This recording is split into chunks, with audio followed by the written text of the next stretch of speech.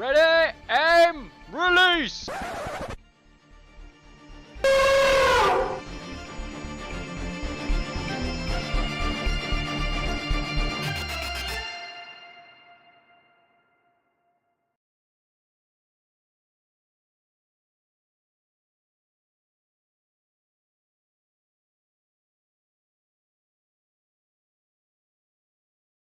Right, there we go.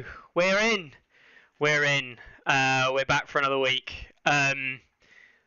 Cool. So, it's another Monday. I'm still Michael. You can tell it's sunny outside here in the UK. Look at this. It's like a halo of light behind me. I haven't just died and gone to heaven, or in the process of doing that. No, it is just a nice day. God forbid. I'm also joined, as per usual, by Carlo over there. How are you doing this week, Carlo?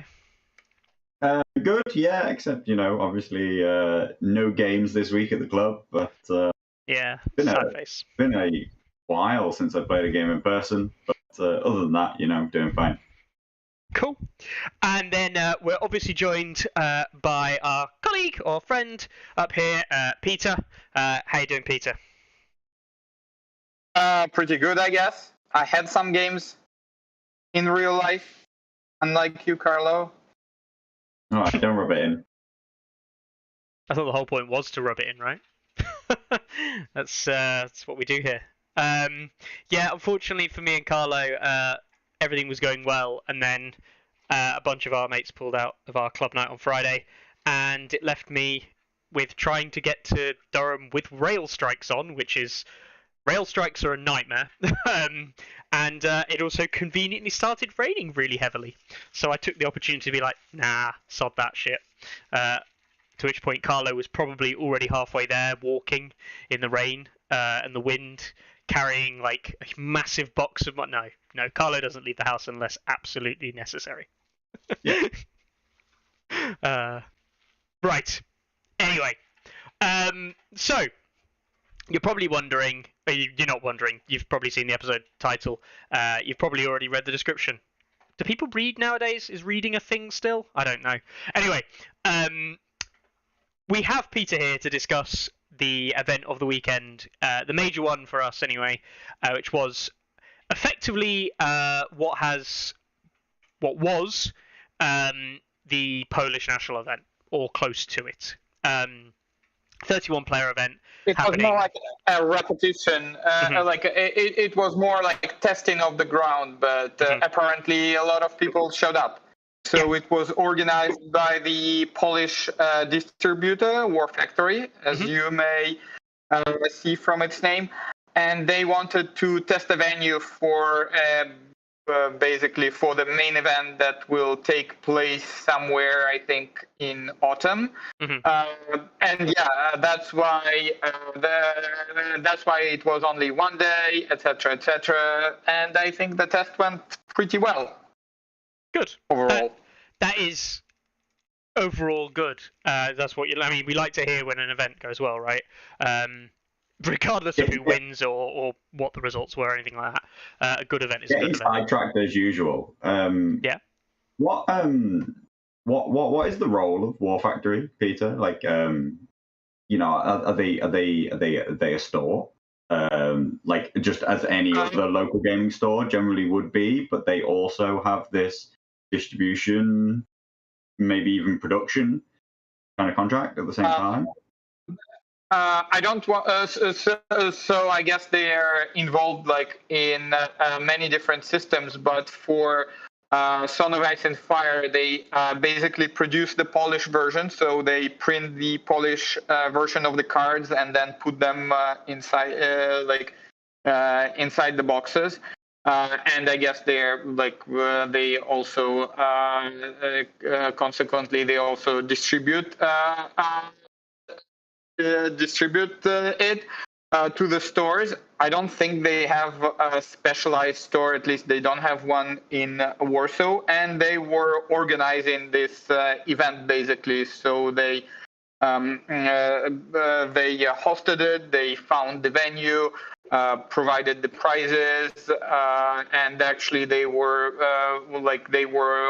also present. What I was really positively surprised, they were present there as the judges, and they were quite knowledgeable about the rules. Though I've never seen the guys like before at any of the tournaments. So I was surprised that they were really well informed about the rules, and when in doubt, they would also look up the official Simon forum. So that was really nice, because right now, like, since our previous events were not very big, very often like judges would be also players of the events, also organizers, so that would not only like have some fairness implications, but also like if they're into some game, like they might not be available like for some time if you have a rule question.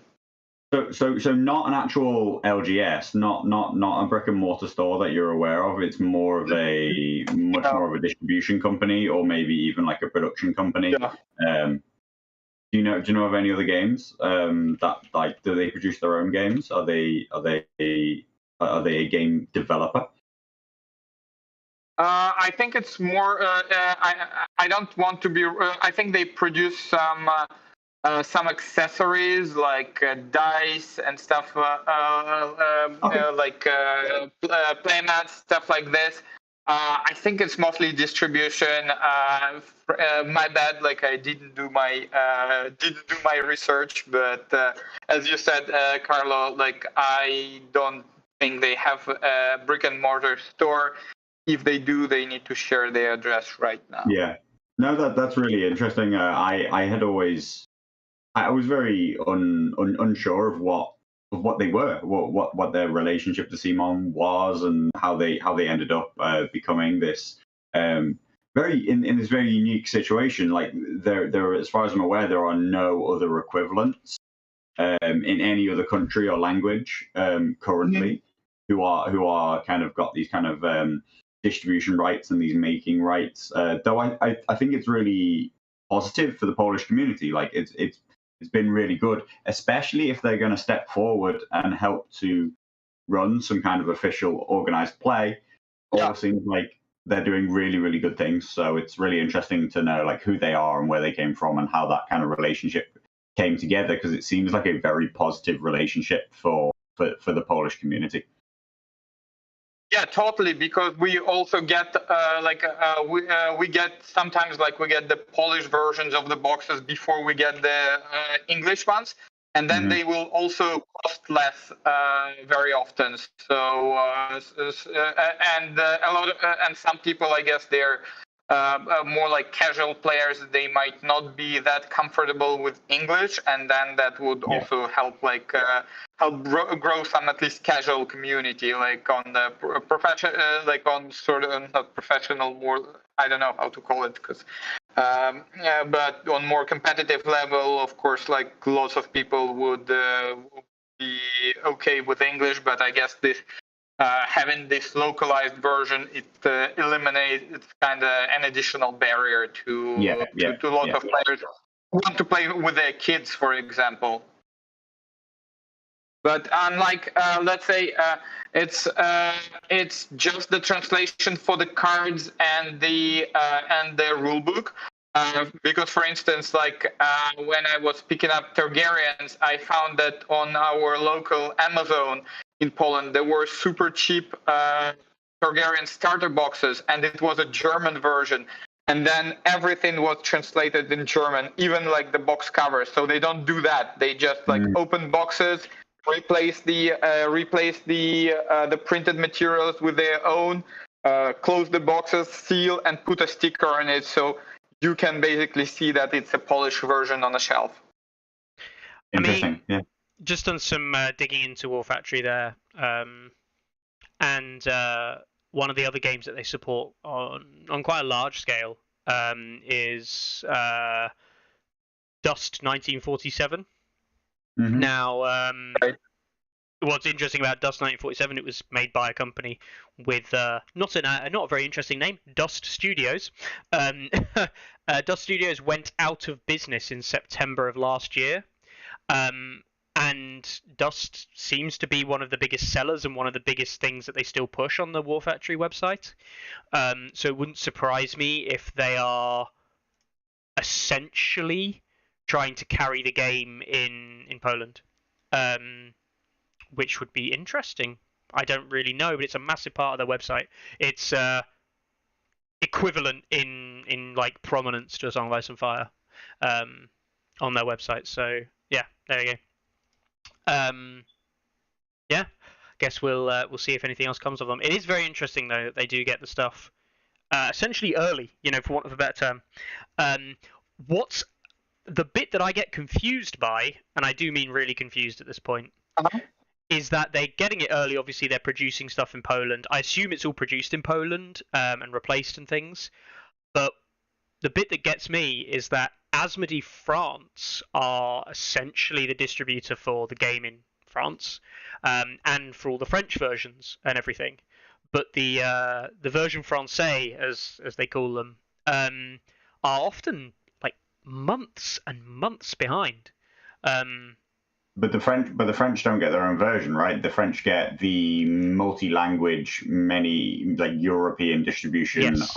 Which comes with Italian, I think Spanish, it's four or five languages in, right? Like Yeah. I'm not I think it's actually entirely sure. Italian, Spanish, French, German. I think are the four that it uses. And English, because Doesn't it depend?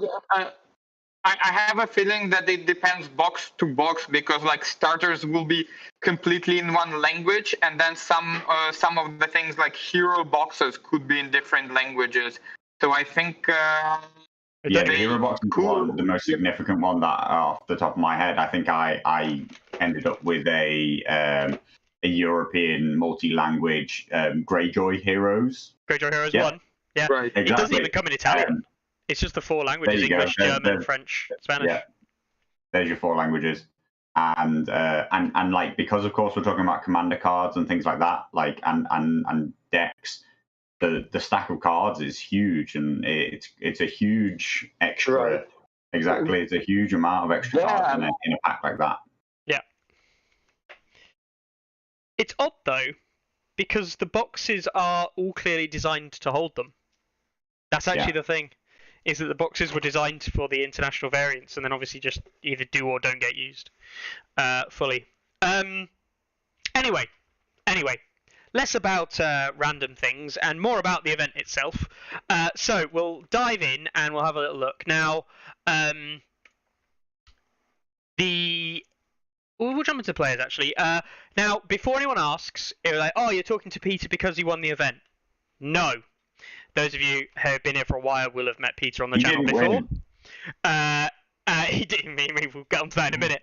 We're talking to Peter because he asked to talk about it last week. He said there's an event on that's like going to be on. It's basically the equivalent of like a nationals event that we got in Poland for now. Do you want me to come on and talk about it because I'll be going? And we said, yeah, go on, why not? And then he went along and he happened to place first. That is pure coincidence. We had nothing to do with that. And this is not some kind of placing first is pure coincidence. It's been a long, hard road, hasn't it, Peter? Yeah. Basically, like finally, I would say I was very. I was like, if you roll the dice long enough, you basically at some point you will be able to dodge Marsara, Pavel Shevchuk, Kamel, Bloodraven, and Slavek, and then have a chance to win the event, and then have 3 games and a massive like 31 player, and then Perfect storm.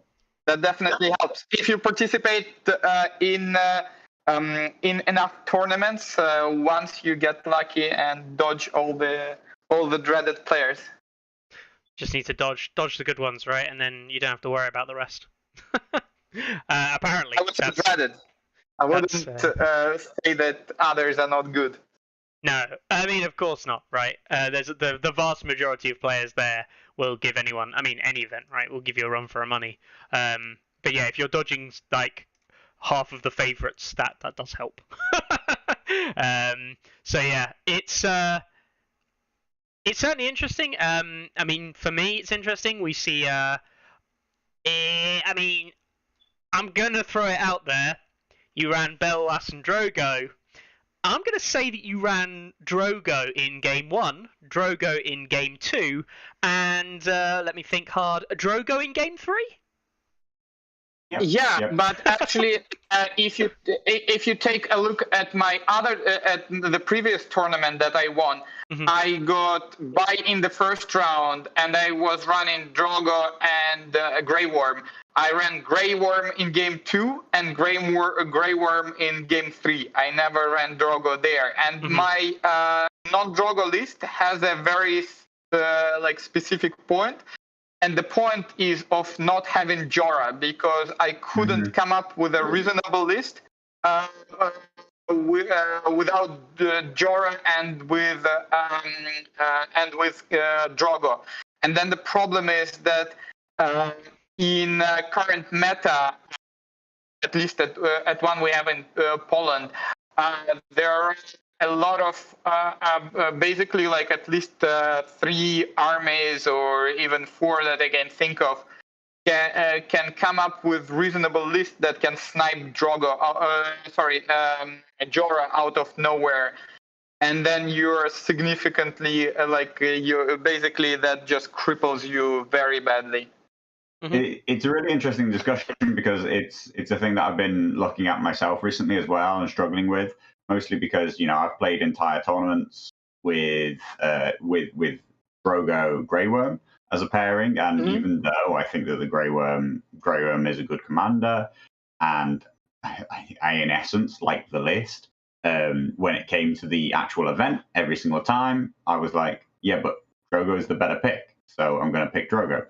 And I also played a 3 or possibly even a 4-round event.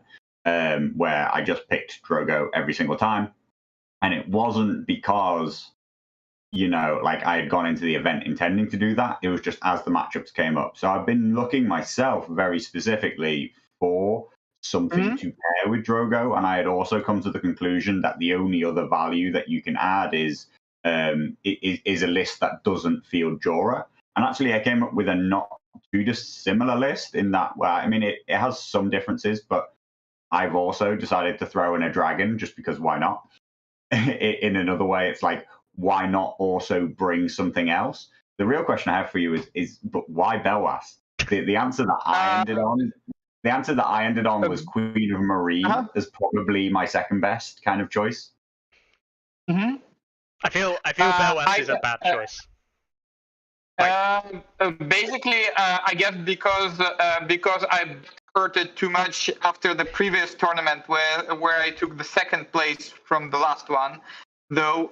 So it's almost like I should have placed, but in reverse. And I brought Grey Worm there, and basically the answer is basically hardened because. Because basically, my tactics for playing the non-Drogo list is to place the pikeman to control the center objective, and basically, I thought that just pikeman with shield wall would be enough. But if you're facing some stuff I don't know, last time it was Night Watch, they're actually able to kill through that. So I wanted to basically my point was that I want this unit that keeps the center objective really unkillable and annoying. And apparently, and I wanted then to basically I wanted it to be more even more defensive. Yeah, I see huge value in Hardened. Obviously, we all know that Hardened is pretty ludicrous good ability. Taunt even has a place in the Unsullied Pikeman, but personally, I I can't get past his cards. I just don't think that the cards that he brings are really any value. And actually, the real thing that pushes him over the edge for me of making him completely non-viable is one of the real lists that I would like to not need to bring Jorah against is, of course, Mance with Wildling Diplomacy, or whichever one it is. You know, I forget the one that deals wounds when you activate an NCU. Being one of the ways that you can snipe out Jorah and really gain a tempo on the Targaryen player as free folk. But in the free folk matchup, I cannot possibly bear to lose field control. So ASOIAF being the one single commander who ditches field control is something that I really can't get on board with in the way that I think about that matchup. I get your rationale. So a few things.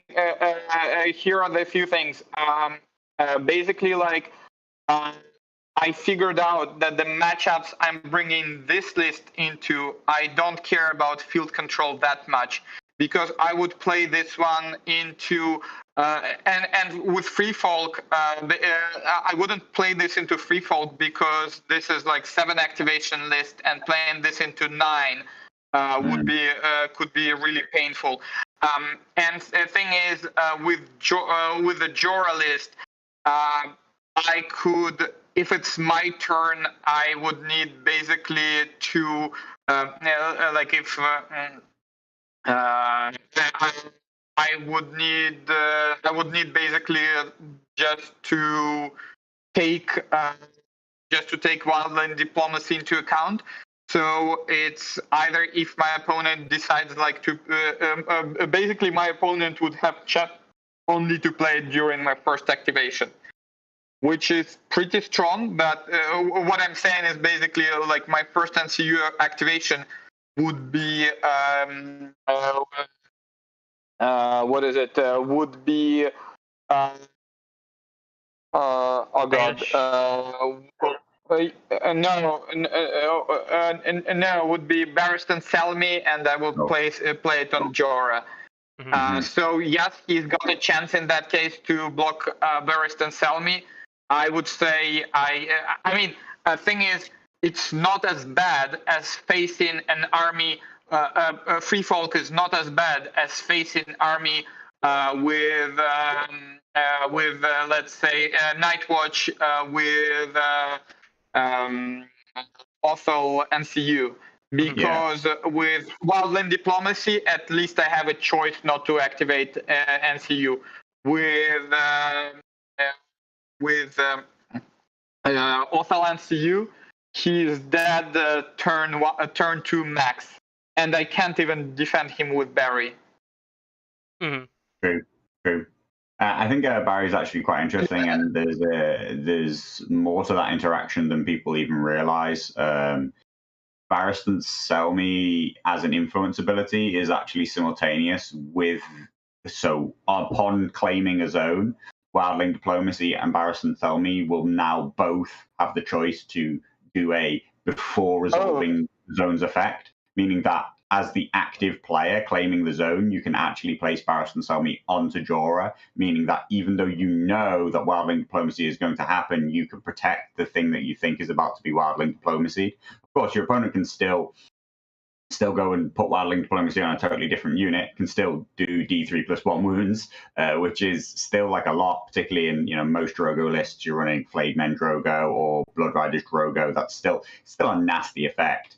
But Barristan can actually, if activated as the first NCU each round, can actually entirely protect Jorah from Wildling.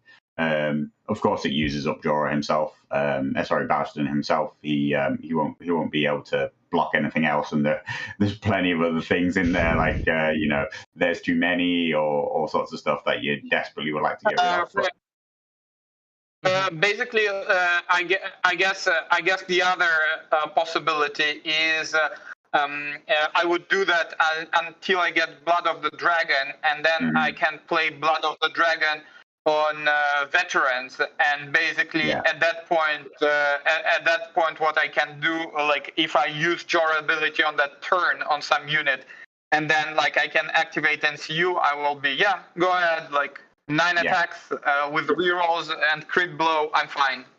Especially, I mean, like obviously the value, like Joe is a brilliant piece, of course, right? But like activation advantage, most keenly is felt in the preparation phase of the game, where like people are trying to outmaneuver, outposition.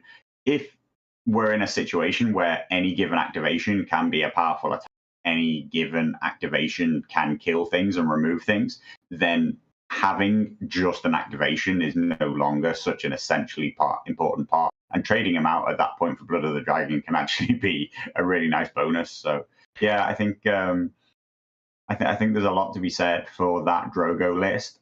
I think it's really, really hard to find something that pairs with it myself, which really adds more value, adds value to the pairing, and adds value to the faction.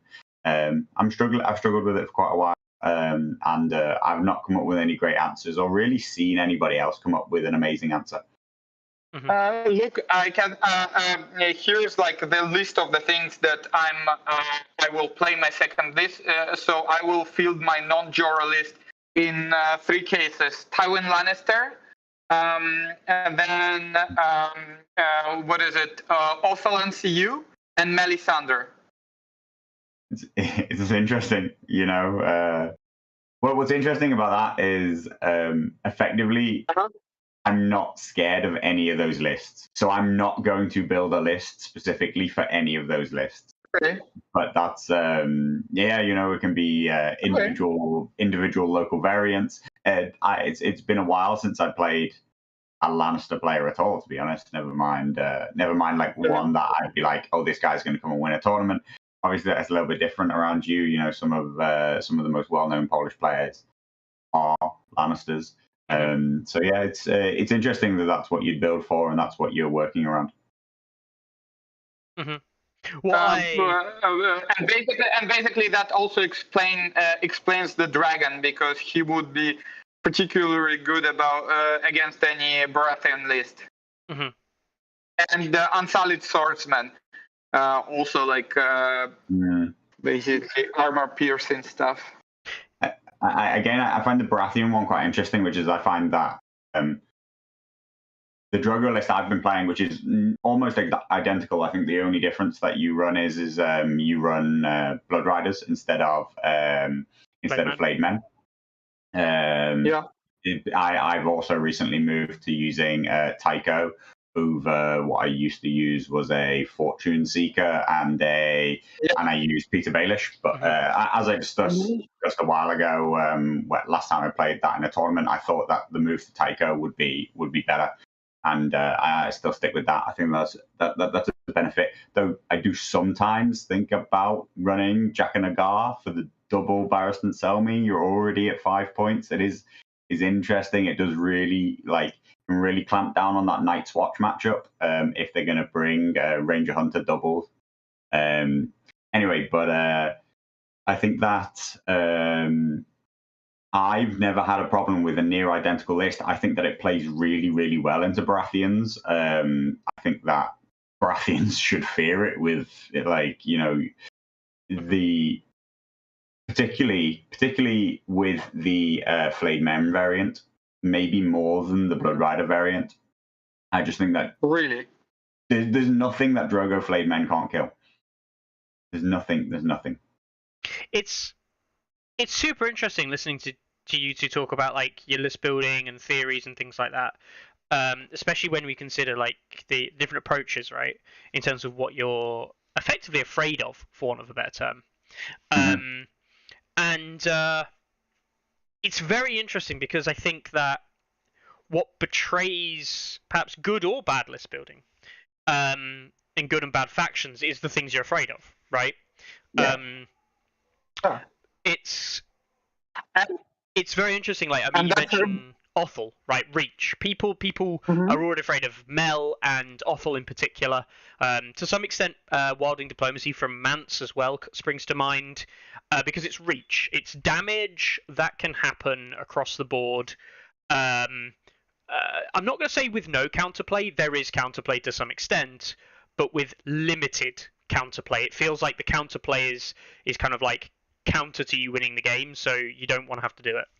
I find that very interesting because in my head, I just kind of sit back and go, okay, well, I can't do anything about it, so I'm not even going to try. Like, I separate them off into a separate box of, well, if that works and it just absolutely spaggers me, then I'm going to lose anyway.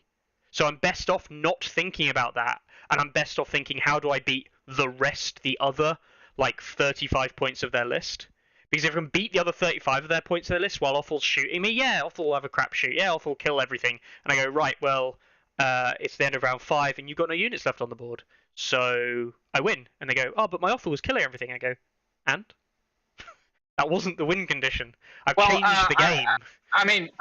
so, yeah. It's fine if he's depleting the units, but if Jorah is basically like a centerpiece to make the veterans work. Mm-hmm.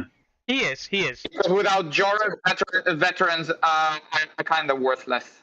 Yeah. Yeah, obviously not worthless, but they go from he really drives their efficiency, right? Like, oh yeah. That combo, I wouldn't feel veterans without him, right? And I'm always incredibly sad when Jorah bites it. And I'm like, oh, it's fine, I've still got the veterans, and then I like start moving these veterans around. I'm right in people's flank, and even like and I'm attacking the units that I've wanted to attack all game, and just without those rerolls, without that precision, it's not the same impact. No. But yeah, I mean, I agree. I agree with like the sentiment that you're talking about, which is that particularly recently, the struggles that I've been having with Greyjoys, the game is incredibly different. Like, the entire game is incredibly different if once our lists are locked in, if you believe that you have a obvious and straightforward route to winning the game, right? And it can be incredibly simple. And it needs to not rely on luck, right? Mm-hmm. Like, not like, you know, in your mind, it can't be, oh, I've got this like 1 in 3 chance that like I'll kill Jorah on turn 1 or something like that. Like, your battle plan can't revolve around you doing a crowns test on the mountain that rides, right? Like, that's not a plan to win. No. But I think that whenever I played Greyjoys, it was incredibly reliant on me having XYZ card at XYZ time, or it was reliant on me making a big play. It relied on me, particularly the lists that I was playing. It relied on me making some kind of big coordination tactics play to make. So I was playing a lot of Dagmar with Victorian, so I'm gaining extra activations, and that was going to get me to outposition my opponent. Plus, then it was going to be like Dagmar plus gang up plus all these things, like this perfect storm, right? And I've got in my mind, yes, this is like an amazing situation if it comes off. But if from the outset of the game, all these pieces have to fall in place for my battle plan to work, it just doesn't work very often. Whereas if you come into the game and it's as simple as, well, my current Jorah strategies roughly, my Drogo strategies, they roughly revolve around, okay, it's as simple as this. I deploy in the middle of the table, I see which side he's weak on, and then I move all my cavalry to that side on one turn where he can't attack me, and then I pounce on him. Mm-hmm. And I pounce on the weakest thing that he's got, and then I retreat. And then I pounce on another weak thing, and I retreat. And it's as simple as that. There's no real subtlety and specialty. If I get assault orders, that's great. If I get XYZ, it's great. If Blood of the Dragon comes up, that's great. But I think that when you come into a game and you're like desperately like, oh, I need to not lose Jorah because XYZ, and you begin the game thinking that you're fighting an uphill battle, mm-hmm. even whether it's true or not, honestly, whether it's true or not, if you believe that you're fighting an uphill battle from the start, you think, I must do this, and this before Offal kills all of my army, or before Offal kills Jorah. I must do this, and this before so-and-so does too much damage to me, before Melisandre panic bombs one of my units off the table. Then it puts you under a huge amount of pressure. And I think that pressure beats people. no matter what level you're at, right? Like, no matter what level you're at, if you feel under pressure to win the game quickly at any given time, then you're going to be having a much harder time than if you feel in control of the way that the game's going to play out. Yeah. So for me personally, when I'm writing lists, I'm trying to make sure that when I come to the table, I don't feel like I'm behind. I don't feel like I have to fight an uphill battle. I think the big thing for might just be me again. I always think, like, is there any glaring weaknesses to a list? Like, is there anything about this list that I really just like? I don't like how this would face into X, Y, Z types, archetypes, or styles, or certain units. If there's particular unit types that I don't want to face, and I categorize unit types similarly. So I'll categorize like hunters and veterans in a same kind of way, even though they're different and they do function differently. I categorize them very similarly in terms of how they function and how you catch them and how you have to kill them. So as a result, I go, right, is this list good against those things? And if it's not, then I either immediately abandon the idea and start afresh, or I say, well, this is the second list. This is not the list that faces those types of things. This faces everything else. But I willingly accept I can't, and I personally think this is a lesson put for everybody. I don't think that the inclusion of one 5-point NCU in your opponent's list should dictate your list building so heavily. Because I think that if it is dictating your list building so heavily, you are like, I can say, right, I've run Mel, and you go, oh, right, well, I'll take a good morale army, and then I'll go, right, and I've got all of this shit that now deals that your list that you put together with great morale can't handle. And you'll be like, haha, Mel won't kill me. And I go, yeah, but you won't win. You can't, like, you're not going to kill me either. And I think that people get caught in traps like that. Effectively, the fact that it's entirely remote, the fact that Mel is entirely remote, and that Offal is also entirely remote, means that there is no on-table gameplay interactions that stop you from targeting my weakness, right? No, exactly. So effectively, everything that is easily double tapped by those things is a thing that can't be played. Like, it can't be played. I think, well, the problem is it can't be played Otherwise, come turn 2, I'm in a massive hole, and now I'm under this incredible amount of time pressure, must win the game very early, otherwise I'm too far behind, and like, how am I supposed to come back from that? No, I agree, and the only thing that can double tap anything in the game is Offal, right? Because Melisandre can't actually do it unless she takes crowns. So it depends what we're talking about, right? Like, not everything has 12 wounds. No, right? Well, no, yeah. I mean, if you're running Freedmen, yeah. Rip.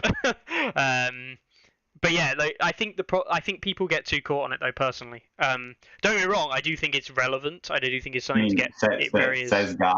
Says guy who runs Morale 5 army continuously. You know, like, it's easy to be not concerned by it when you're running Starks 8-9 activation lists that also have 5 morale bubble.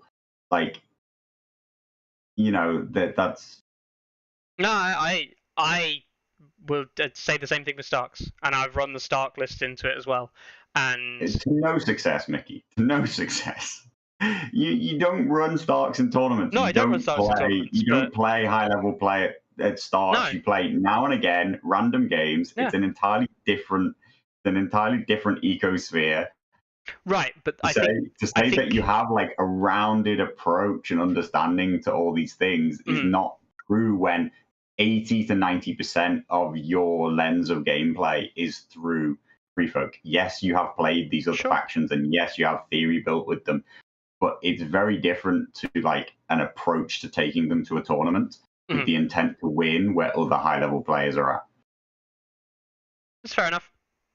Now, I still think that if you're going to hamstring your entire list building because of the existence of a 5-point NCU in a faction, and that hamstrings your entire list building opportunities completely, then like that's an issue for game balance that is a problem. I don't really feel it hamstringing, because basically, like, in 95%, I feel very comfortable playing the Drogo list, and I just need my second list to cover those other like 5%. That, for instance, when running in this event, I never met anyone who would be like a particular a threat to Jorah, so that's why I never ran it. And I don't really need like 2 variations of Drogo list. I feel like I'm good enough like with just one. It achieves pretty much like the same stuff. So also, Carlo, like, I wanted to go through a couple of things Carlo mentioned. So yeah, I tried running the Fortune Seeker in veterans. I think that the main goal of him is basically the healing, and then basically I realized that Tycho gives more effective healing than Fortune Seeker, because realistically you will heal like three or 4 wounds at best. And then you also need this rapid healing when you need just to get an extra rank on your veterans.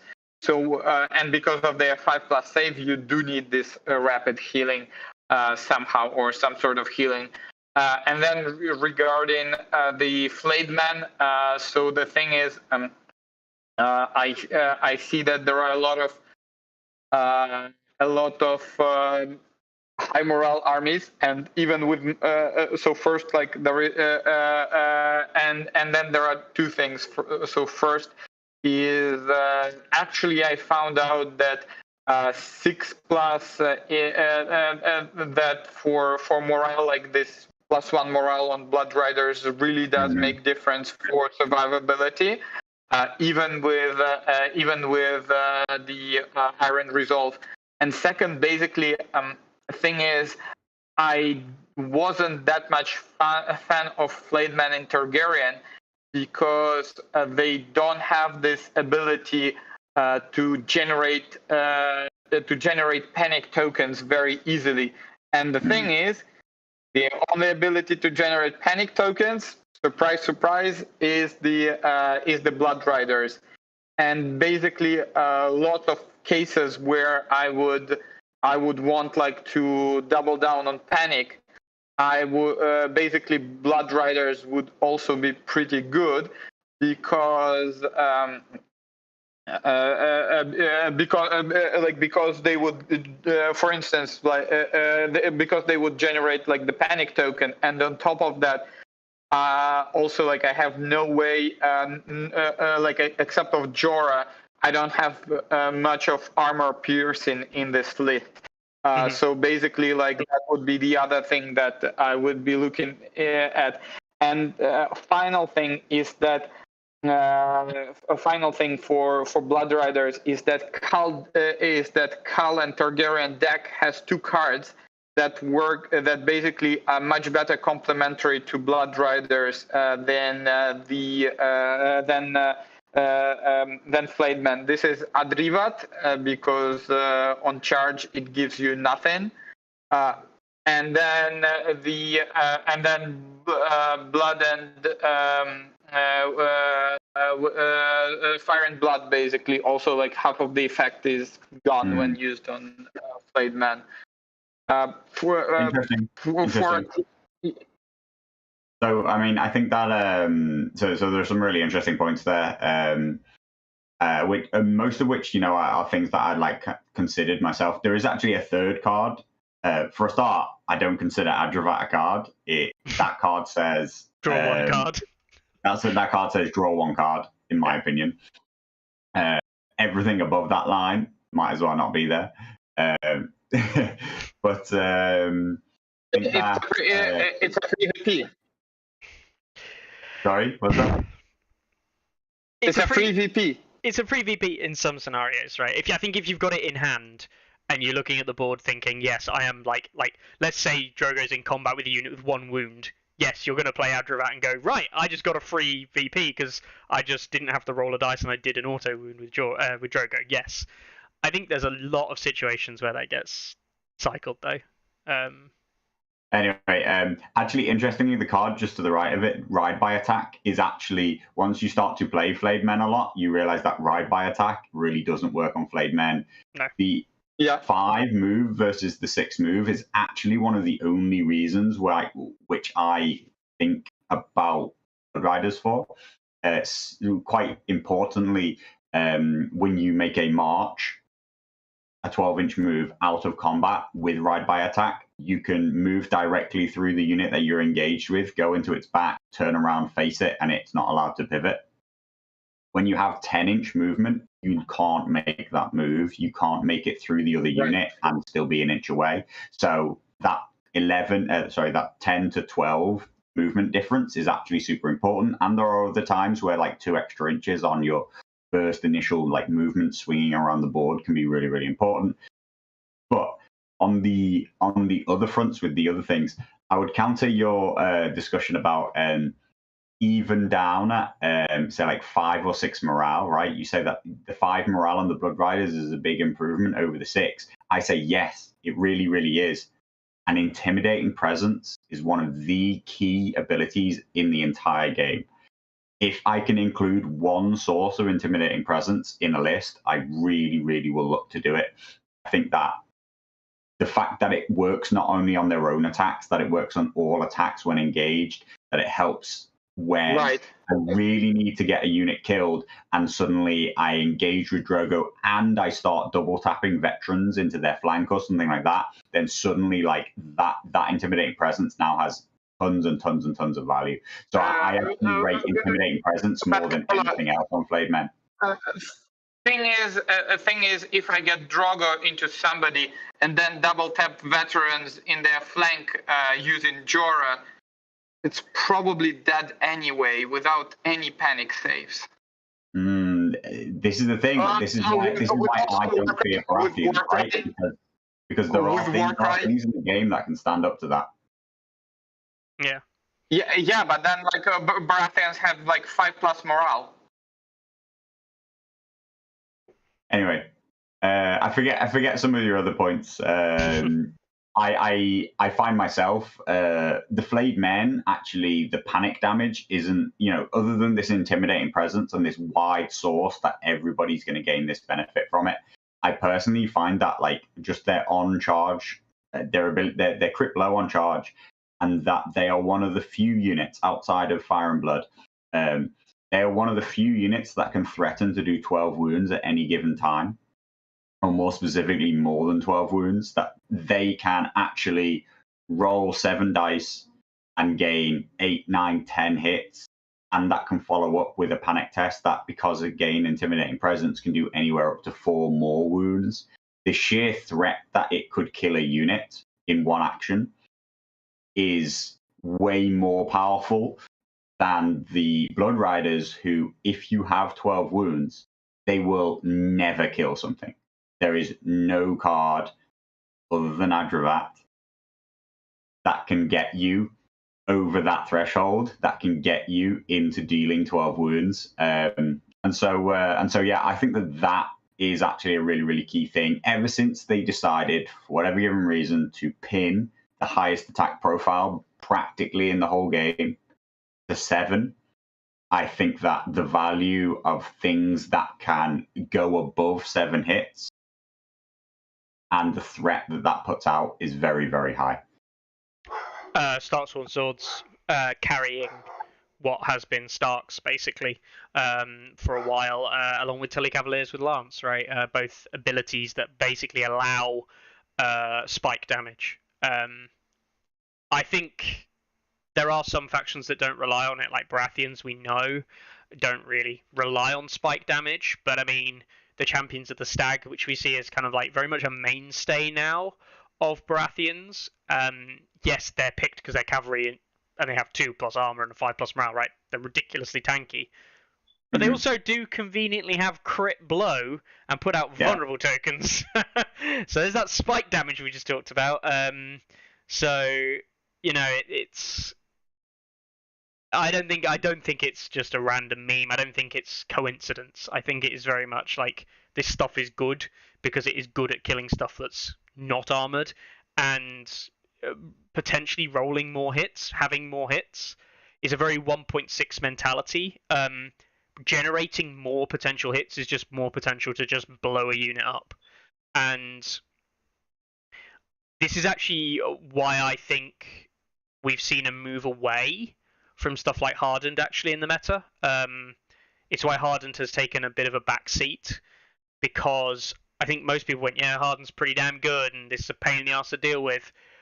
And so people are now either saying, right, I have explosive tools that might work to blow it up, or what I'll do is I'll have something like Flayed Men in the list, which goes in and goes, I did 1 wound, and then I go, yeah, but here's 4 more from a panic, you're dead. And they have now units designed to target the weakness of those hardened units, which is why when we see the likes of the Lannister builds now coming out with the Adam Warrior Sun spam, where it's like, I'm hardened and good morale, that starts to become more of a problem, and hardened really does start to shine there, because there isn't a secondary weakness to that unit. So the morale's not that good, unfortunately. That's one of the worst parts about Warrior Suns. Like they got done dirty. Like if you consider that your average Targaryen, your average Night's Watch has 5, just like average Joe who lives on the wall. Like the Warrior Suns, like they're not what they were. Like To be fair, they're basically. I mean, you could kind of pin them as veterans of the Watch with inbuilt hardened, basically. I'm losing the ability to do Counter-Strike back, right? And the -1 to hit. They are not far from like Awful Commander in Night's Watch veterans in terms of like output and defense. The thing for me that makes Drogo so prevalent, right, isn't actually the overt power of Drogo. He is strong. Assault Orders is a great card. That his other cards, which I don't rate that highly, can nearly all be played to draw another card, is also a huge bonus to those cards. And his deck just plays very, very quickly. You can burn through the whole thing by like turn 4 or 5. What actually makes Drogo so powerful, and particularly Drogo when used with Jorah, used with other things, so you start to throw in the ability to have rerolls and have precision. Expert Duelist, plus whatever he's in, plus precision. There is nothing that you can't fight. That's what actually makes him so widely used. Not that he's super, super, super powerful, but that there is nothing that he couldn't kill. So you're there listing like, oh, I'm hardened and I'm this and I'm that. And I'm like, cool. 3+, I'll kill you. And that you're no longer safe. And again, it's like similar to this idea with the Flayed Men, that you're no longer safe from me, changes your whole mentality about the combat, changes your whole mentality about the game. You're trying to hide really important key pieces away from Drogo rather than using them really aggressively. And mostly this is defensive abilities. That's what he's really, really good at getting rid of. He's really good at charging in and taking away the defensive ability before it even ever gets a chance to like have an effect. And if you're hiding your defensive unit rather than pushing it out in front and utilizing its defensive kind of, keywords, then they might as well not exist anyway. So I think that is actually what makes Drogo so hard to pair with, to make another list around, to have a real different dynamic, because Drogo covers so many bases and is probably, again, comes back to this idea about why people. It's gone cool, actually. The conversation has sort of moved on at last, eventually, but people have a real issue with Expert Duelist and it being on Cavalry specifically, which is that there's nothing you can put on the table and just be like, I won't lose, or I can't die, or I can't, this unit can't be beaten. Which is actually, again, part of Drogo's problem as well, in that he is a almost one-size-fits-all solution for Targaryen. It's just like, what's the best thing to put on the board to beat this? Probably Drogo. What's the best thing to put on the board that defeats this? Probably Drogo. What's the best thing to put on the board that beats this? Oh, well, this unit might be better in this very unique situation, but I'll take Drogo anyway because that situation's quite rare. And that for me is the main issue. Worst thing about Drogo is that it basically mandates. I had some ideas, but realistically, you're bound into taking like an 8-point unit. Yeah, 100%.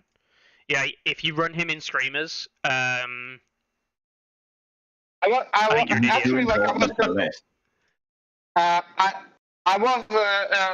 have this wild idea about running him in Hedge Knights. I feel like that wouldn't be trash. The problem is that is it better?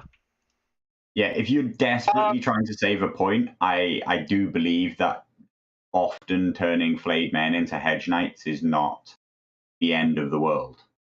Mm-hmm. But it's a point that I would have it. I will spend it. I will turn Hedge Knights into flayed men very regularly.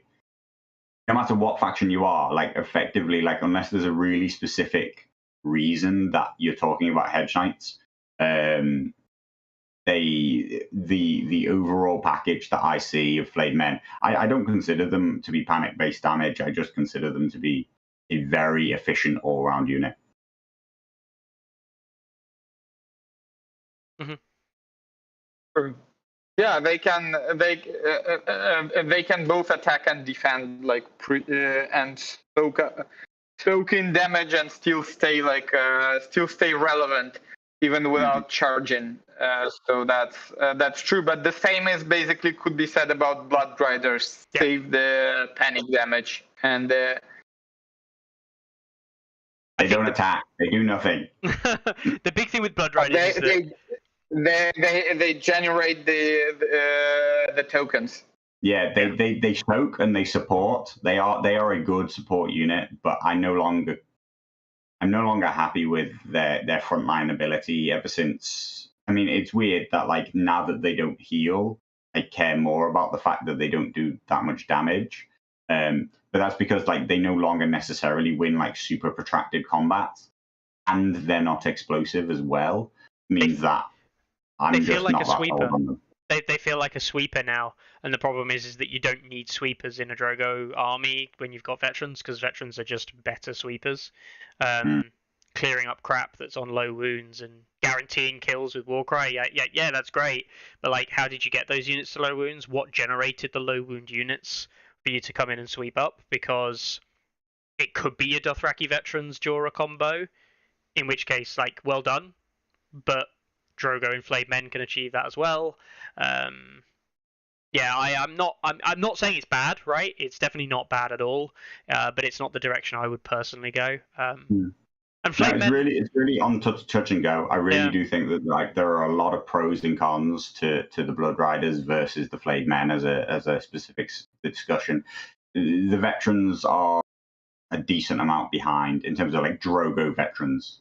Specifically Drogo veterans. Yeah. If you weren't running another unit of veterans, you could maybe throw them into the pile as a consideration, but it's not the same. Like you lose the you lose the real soaking tanking ability that Drogo has, and that he brings with Iron Resolve specifically, and that like nobody wants to begin engage with Drogo because he's just auto wounding you continuously and pushing through damage. But I think the three of them are the only viable options. I had not given enough consideration, shall we say, to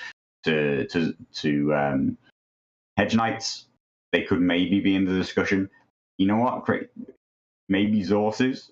I would take Zorse before I took Screamers, but like Screamers, just you're cheaping out on the unit that you want to do a lot. I think Zorse defensively is also just going to die, but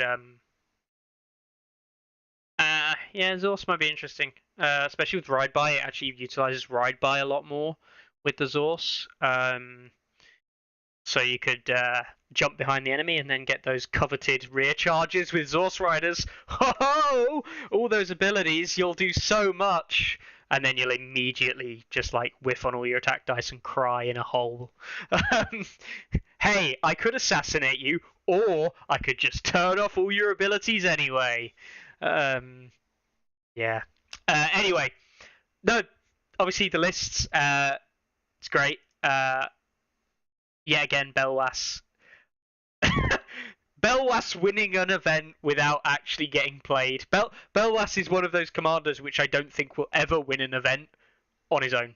I think Belwas literally has someone carry him to event wins so many times it's unreal. And it's usually Drogo. But yeah. So how was the actual event itself then, Peter? Okay, so basically the venue was absolutely fantastic. Because you see there like there is a lot of room, and what's very important right now, it was a seed because it's plus 30 something already in Poland, so getting pretty hot.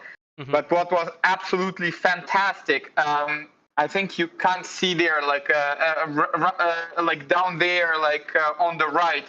You can see there is like some part of the window right next to the to those boxes and the wall. Yeah. And that window, you basically come there and you can order food from a restaurant nearby, and they would just give you a plate with a restaurant food. You got a menu there, and it's really like high quality restaurant. It's not like a cheap restaurant or some basic catering. It's like quality restaurant food. That's you awesome. Get there. It's overkill. Like I can't think of a better place. Frankly, I don't know what else should I think. I don't know, like a band playing music from Game of Thrones, maybe. I do have one thing that I want to ask, because it did pique my interest when I saw this over the weekend. Are those Christmas decorations hanging up on the ceiling? Oh, I just noticed only when you mentioned it. But yeah, I guess. Didn't notice all weekend. Yeah, well, there you go. Well, I mean, if you don't take it off, you don't need to put it on again, right? That's an efficient man talking. Right, yeah. So I mean, it looks like the venue was really good. I know that they're hosting like an actual proper event. You mentioned it before. They're hosting like a full-on event later this year. Is that looking to be a 2-dayer or just a 1? Do you know? I don't know yet. Basically, basically when I saw that there were like 30 person, I told them, hey, like guys, like the guidelines say that for 30 people, you should basically have 5 games. Can we at least get 4? But at that point, I guess the schedule was already on and there were no possibilities. So that's why that was also the other reason why I was able to win it. I think contributed greatly. So navigated along the strategically didn't complete the last game because I thought like we couldn't play into the lunch break. So I was really unhappy that I couldn't finish it. But then I understand how lucky I was. And then. So then basically we had like 4 people that won all 3 games, and it came down to secondary points. So I guess that was really sad, like because those other people were as basically as worthy of getting the first place as I did. So that was the obvious downside, and the reason why you need to scale up the number of games with the amount of players. Mm-hmm. So hopefully, like this follow-up event, event will take 2 days, or we will play at least 4 games in one day. I don't know. but yeah, this one was more to test the to test the venue, to test the organization. And speaking of which, like I told you, I will be doing some public shaming of some ASOIAF stats. So there are two issues, and basically I ran into them when I organized events myself. So one of the issues you could have seen in results, sometimes it accounts for the games twice. So basically what they did, like they canceled the game result and then manually adjusted the score. But then we completed the game, so it's screwed up again. But the event is over, so nobody cares. So that's one thing. And second, the pairing that avoids the same club in the first round doesn't work at all. It just doesn't generate any pairings doesn't generate any pairings, and you need to go all over again. See, that's an odd one because I know Carlo's aware of some of the stuff, but I'm actually gonna. I was risking my tournament life because of that, basically, because so this team Pivnica. So Pivnica is basically a cellar in Sławek's house where they play on Tuesdays, and I've never been there. So basically, somebody just suggested that I put it there, so I have like a little bit better chance of winning it, and sure thing I did. Now I can just pretend I just wanted to play the first game against people I don't know. So it's a big event, some people like from other cities and clubs, right? But let's be honest, guys. Nobody wants to face like Sławek, Marsara, or Kamil game one. So there you go. This is yet another recipe. All three of them, terrible sportsmen. Nobody wants to face them. Yeah, horrible people, right? Yeah. Yeah, especially if you're like me and regularly come to the events extremely sleepy for no apparent reason, like for just I don't know, drinking on the eve of the event, or just like painting some unrelated shit until 2 a.m. or whatever other reason. Like I have not to sleep proper hours. I think I can just count really like very few events where I wasn't like super sleepy. So yeah, for this first game, I just want something. Was it? I don't want to have a super challenge. To easy win, yeah. Was it? I don't want to downplay my opponent. I would say I don't want a super challenging game. Yeah. Let's put it this way. I remember all the way back at the LGT last year, Sławek's first game on the Saturday. I think he was playing Stephen Reed, I think. And bear in mind, at this point, we only knew Sławek. Like, we knew him by this point. He'd been on there on the Friday. But we didn't know him incredibly well.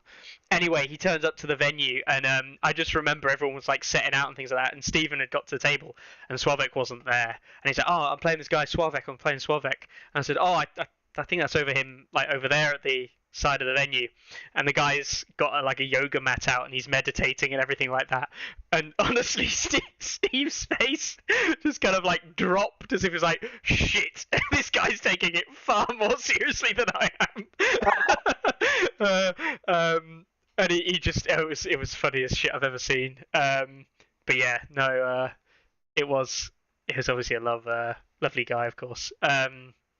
Whatever gets you up in the morning. Oh, yeah, and he brought Starks to the last two events, and that was actually I really loved his thought process. He's a big fan of cutthroats, so he was running like I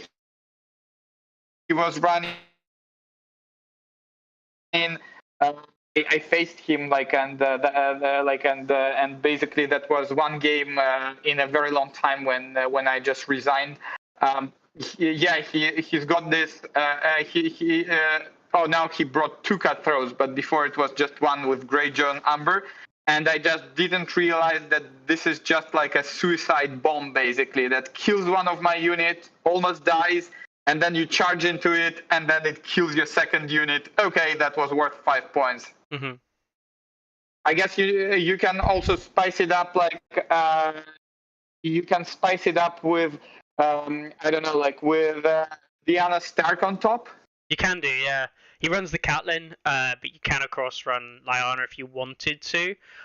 This is the 9 activation Stark list that I like. This is the great John Umber version, dropping the Cranigs for the Cutthroats. This is what I think is, and I know that Sir Jacob of Glace is winning events and beating a lot of the other top TTS players with a 9 activation Eddard variant, which is very similar. This is the 9 activation Stark list that I think pairs well with a Tully Cavalier style list into a dual pairing. Personally, something that can compete with the high activations that Night's Watch or Free Folk can put out, and just put out fucking tons of damage. just trade units, just literally just run headlong into combats and trade units off the board as quick as you can, and make the game a bloody mess, and hope you come out on top. Yeah, and then I was thinking Lyanna, because when you play in Wolf Spawn, then you can just like suicide wolves to then have like. Yeah, I mean, we call it suicide. It pairs nicely with this. I don't remember what's this Big John's card. Last Stand, I think, when you do like an attack with with 0 health. When you die, you do an attack back. Yeah, exactly. Especially like if it's Cutthroats, or if it's what is it? Jesus, the wolf that comes Shaggy. with Shaggy Dog. Yeah. Mm-hmm. Yeah. The that could be super spicy. The classic is running full health Shaggy in onto a unit and going right. Even if the unit's unactivated, you just literally run Shaggy in on full health and go, right, okay, that's 4 dice, usual attack profile, whatever, and then go, cool, there's some dice, I've got some hits, I'm going to take 3 wounds to do 4 wounds back to you, and go, splat, well, there's a rank gone automatically, plus however many hits you fail, plus a vicious panic test. And if you really want to be hilarious, you play Northern Ferocity on said panic test, meaning that it's at +2. You've got your vulnerable and vicious there to really double down on it. And if they manage to do 1 wound back to Shaggy, you just go, and Last Stand, right, and now you're dead.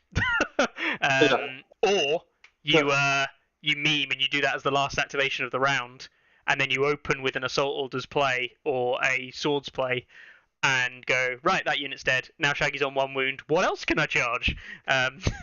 It's and then you get 0 points because you were playing against fucking Free Folk. Doesn't matter. You're killing 2 or 3 I'm units. I'm pretty sure you died to traps before you even got there, Peter. Don't worry about it. Carlo knows. Yeah. Oh, wolf dying to traps. Yeah, that's the way to do it. Wolves dying to traps, just like 1.6. Oh.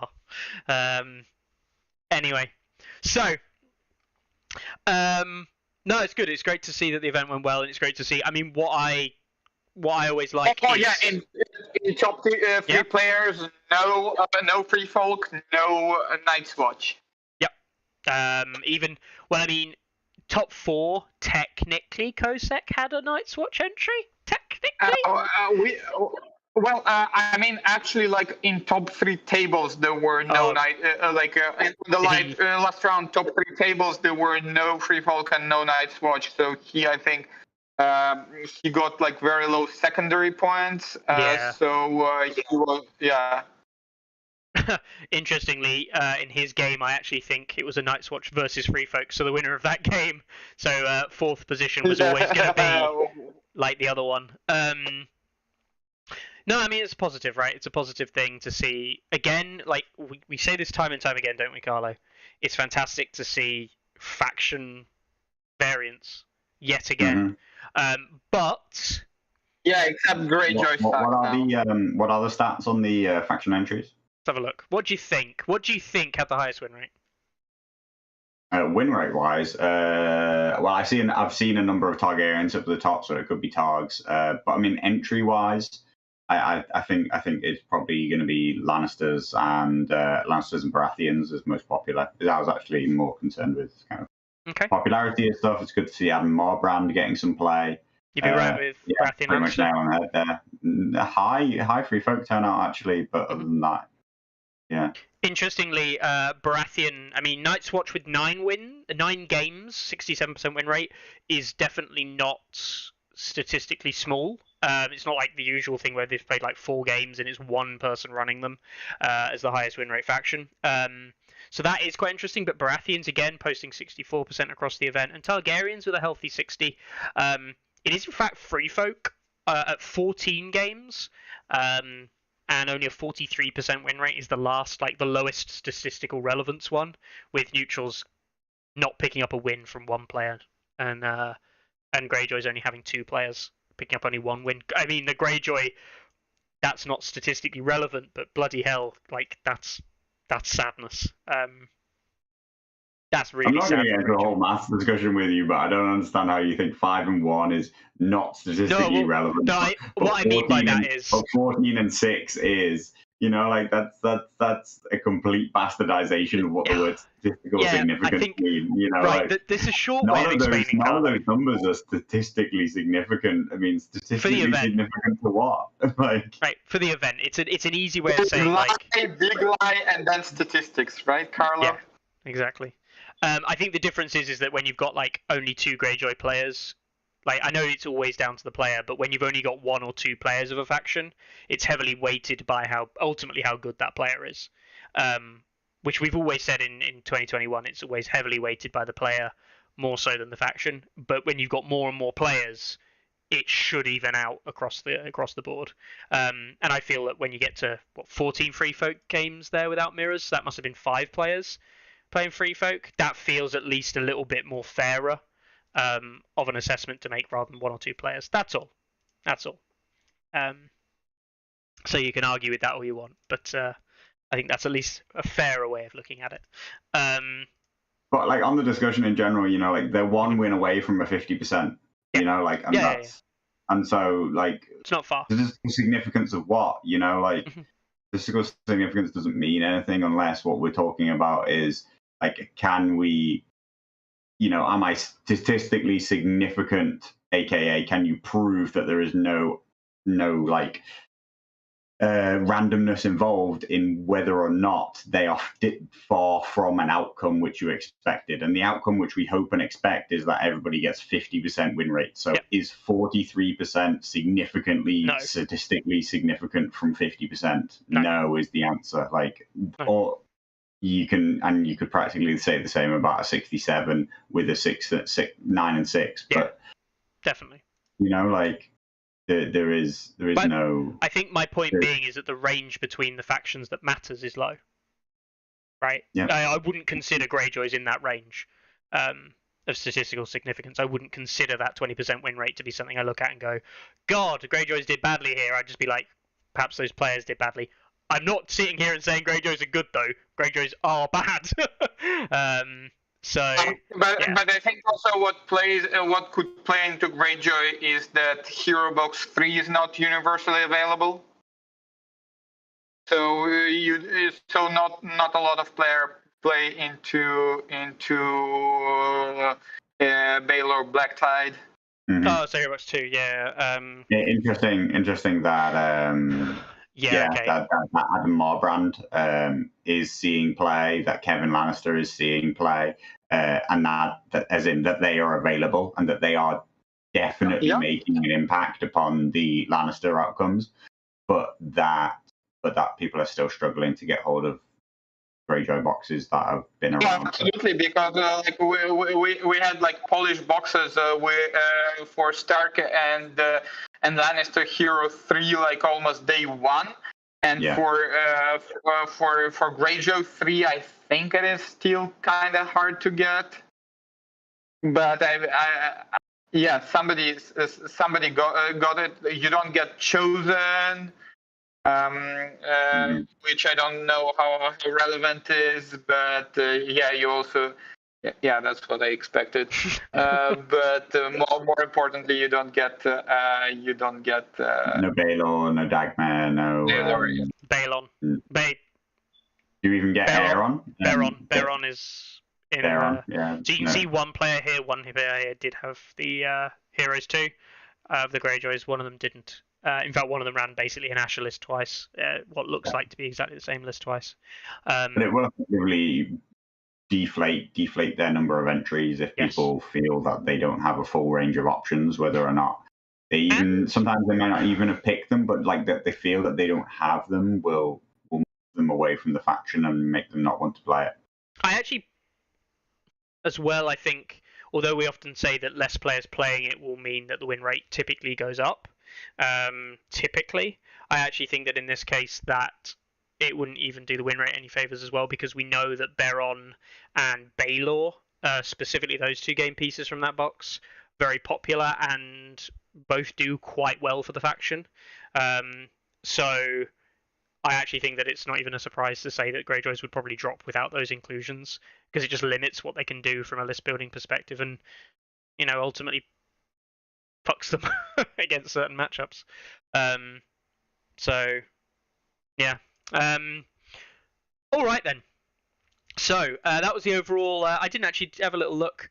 What is nice to see is Adam Marbrand up at an 83 6 games, 83% win rate. Adam Marbrand is getting. We'd seen Kevin.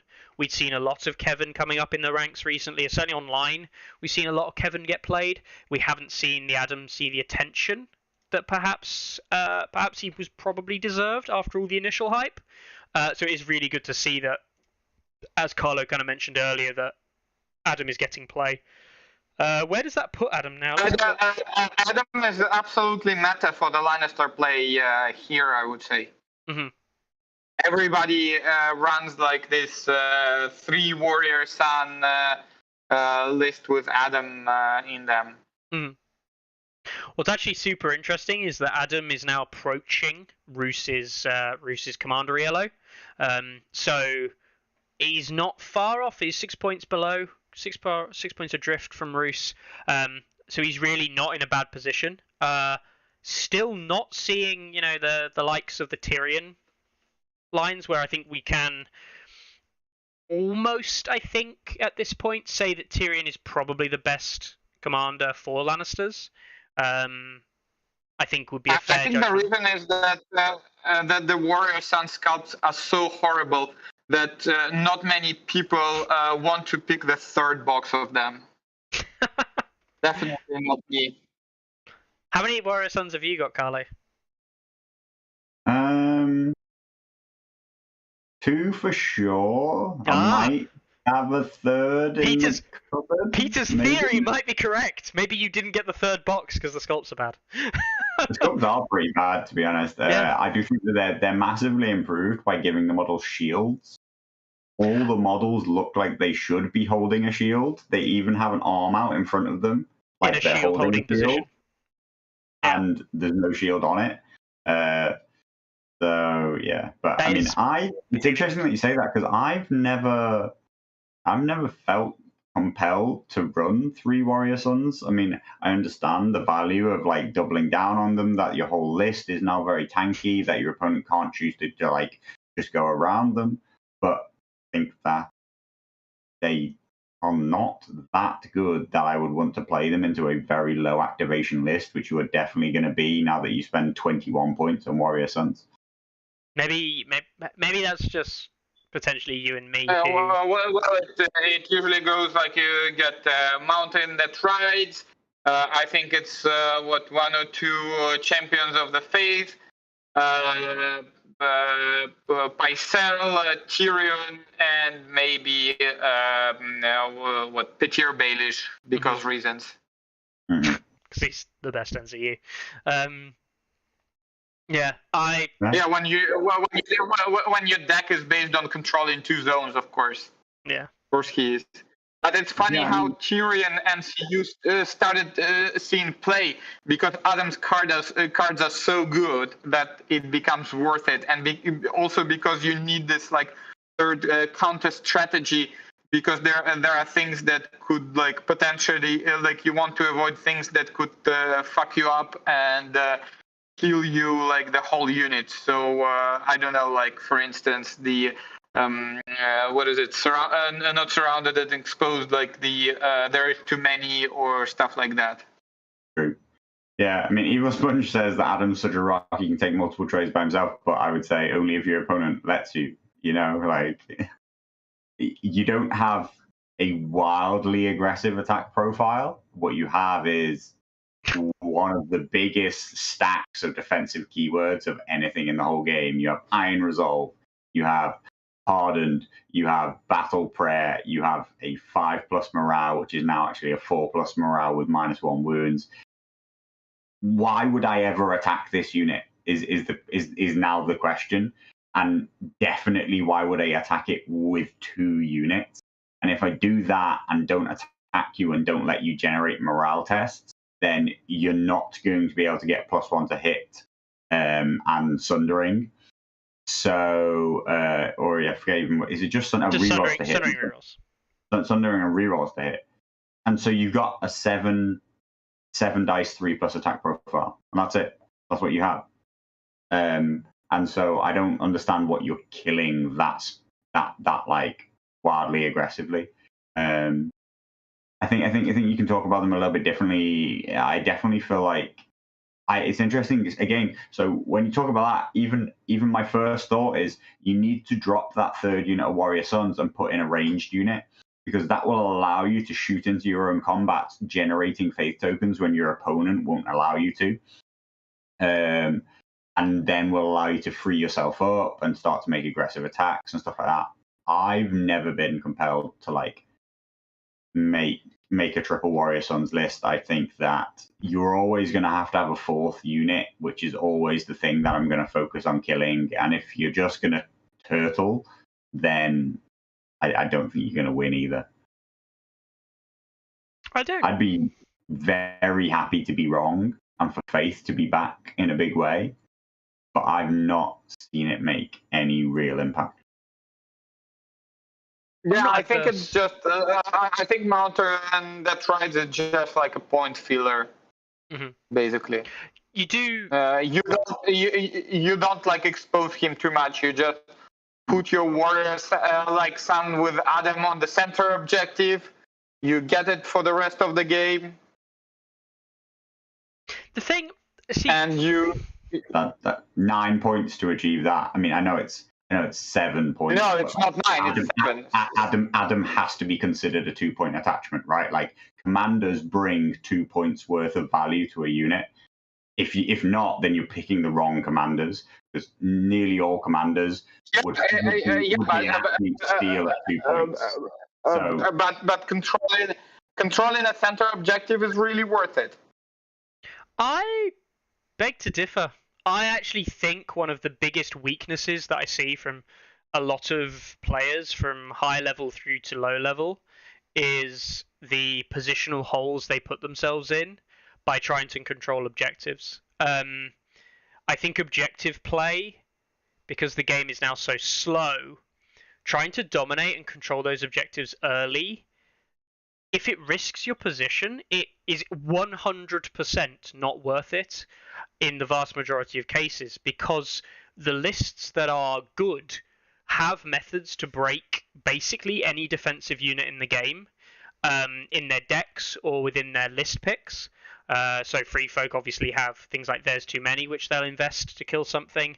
They have Numbers Advantage, which they can invest not to kill you, but they can remove a rank with relative reliability, to which point they just contest you. So having that unit on that objective is literally doing nothing for you. Night's Watch Ranger Hunters or Night's Watch Swarm Brothers are a kind of like apply Night's Watch to enemy unit, watch enemy unit die type effect. Yes, there's more to it than that, but they will win if they have the right list to back them up. We haven't even talked about the Melisandre. We haven't even talked about the kind of like Baratheon units. I do think Baratheon kind of units would struggle, because Baratheons would walk their armor at your armor, and then it's like, oh, you got the objective first, and neither of us are going to kill each other. Fuck. But I think that that's not how Baratheons are winning games. Baratheons are winning games by saying, you can't kill my Knights of Cassidy, my Champions of the Stag with Eldon running around as support. I'm now just going to try and butcher as much of you as I can. Yeah, I'm not convinced that this controlling objective. Don't be wrong, you do need to control objectives, but I actually think that controlling objectives in the later game, especially if it's spread, is way more important. I see far too many people. I would say that Adam in Warrior Sons. Yeah.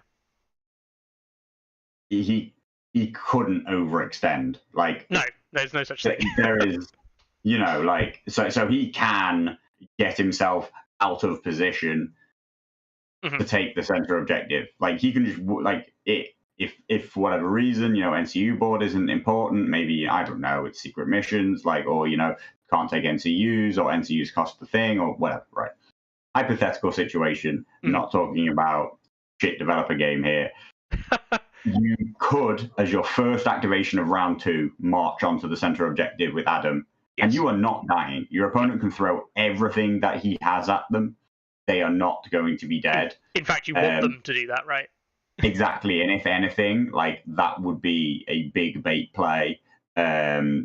That if they spent even half of a turn trying to, like, consider, oh, they're out of position, I might be able to kill them, then it's just going to be wasted investment, wasted time. I don't necessarily know if every list out there can kill Adam Warrior Sons, but the point is like, they don't need to win the game. Mm-hmm. They just kill the other stuff, and vice versa, go sit on the other objectives. Yeah, but I mean, if you're playing three objectives game, okay, like, you throw one Warrior Son, Adam on the center objective, and then you control the second one on the flank. I don't think that you can easily kill 2 units of Warrior Sons with champions that generate 2 tokens, and then Mountain that can just, like, support them. That's not a very easy thing to do. No. And it's not. You are right. It's not the easiest thing to do, but I think that. And you don't need to overextend. You just need to take one flank, and basically, like, you don't really benefit from having, like, more than 3 units there, more than, like, 2 units on one flank plus Mountain that you just screen away from being charged, and just add them in the center that they can, like, unless they have, like, really specific stuff, unless they have, like, either expert duelist or stuff that goes straight to wounds, you can't really do much to it. So you need to specifically, like, draft. You need either to bring dragons or giants or stone thrower. That would be funny. I have to play against it. I will. Yeah, it's a very interesting discussion. I'd really genuinely be happy to be wrong. I would be really happy if Lannisters had, like, a real list pairing that really can win a big event. Like, we're talking, takes home LGT or Master of the West Rock or any. Frankly, I'm not, because. Why not? Why don't you want Lannisters to have a build? Frankly, I'm not, because I really hate the design space Lannisters are now, because right now the problem is that their units are so shit, and that Adam is so good that if you pair them together, it's actually, like, they're okay or maybe even strong, but then they Simon basically, to make them internally balanced, would need to simultaneously nerf the Hero Box 3 that they just came out with, and Simon is basically, like, from the history, they are very reluctant on changing the stuff that was recently out. And at the same time, they would need to boost their units all across the range, and that's kind of sad situation to be pigeonholed, not only, like, in one play style like they were in the previous edition, but it's basically, like, you're whereas before you were pigeonholed in taking 3 times or like flayed men and 2 times 2 times poor fellows and then something else. Now you're pigeonholed in taking Adam Marbrand and probably 2+ units of Warrior Sons. I mean, we spoke about Lannister design space the other week. I don't disagree with you that the design space of Lannisters is bad. Like, it's just bad. It has the term anti-synergy doesn't really make sense, but you can think of it as anti-synergy. It has so many components in it that maybe look interesting or feel that they could do something, but literally nothing else that makes it work, nothing else that kind of fits it together. And there are units in every category that are quite literally opposed to how the faction should work. Yeah.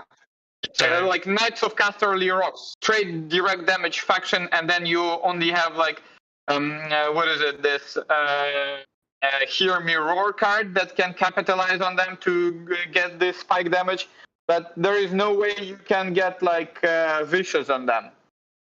No, except if you lose a unit first. Lancer pays his debts. And then lose a unit.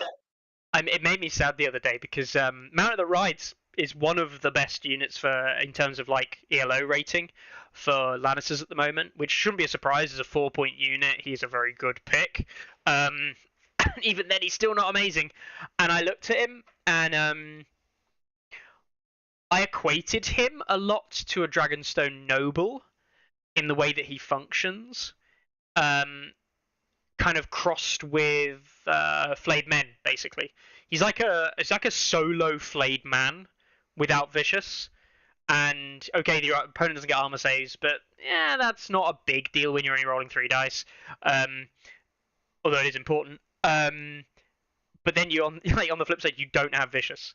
And not having Vicious on Gregor means that you want to play like Lannister Pays His Debts, which means that you want to play Lannister Pays His Debts on nice Casterly Rock as well. And it feels all set up around these quest cards where it's like you're going to have all this backline of like cavalry and reserves, but what you need to do is go and get your guardsmen killed first because they'll take some guys down with Lannister supremacy and then these guys will come in and sweep up. And the realism of that is that just doesn't happen. That's just not how people play the game. That's flawed from the very offset. You can just play Joffrey Commander and get this Vicious card. Easy. And then put tokens on your own unit and watch as your own units die and go, well, hang on, I thought I was supposed to raise the damage output of my units. Pays His Debts is one of the most disappointing quest cards of all. I'm going to straight up say it. Don't really have the units to throw away right now. And so, yeah, like it's just anything which feels... If the answer to anything is, oh, that would be a good thing to put Pays His Debts on, then it's like we're just like this is already a bad line of inquiry. Effectively, like we're wasting our time here because you're trying to make use of one of the worst cards in your deck. I'm actually going to straight up say this. I think that the quest cards, we call it quest, right? But this quest mechanic, this retribution mechanic, on the whole, has missed the mark.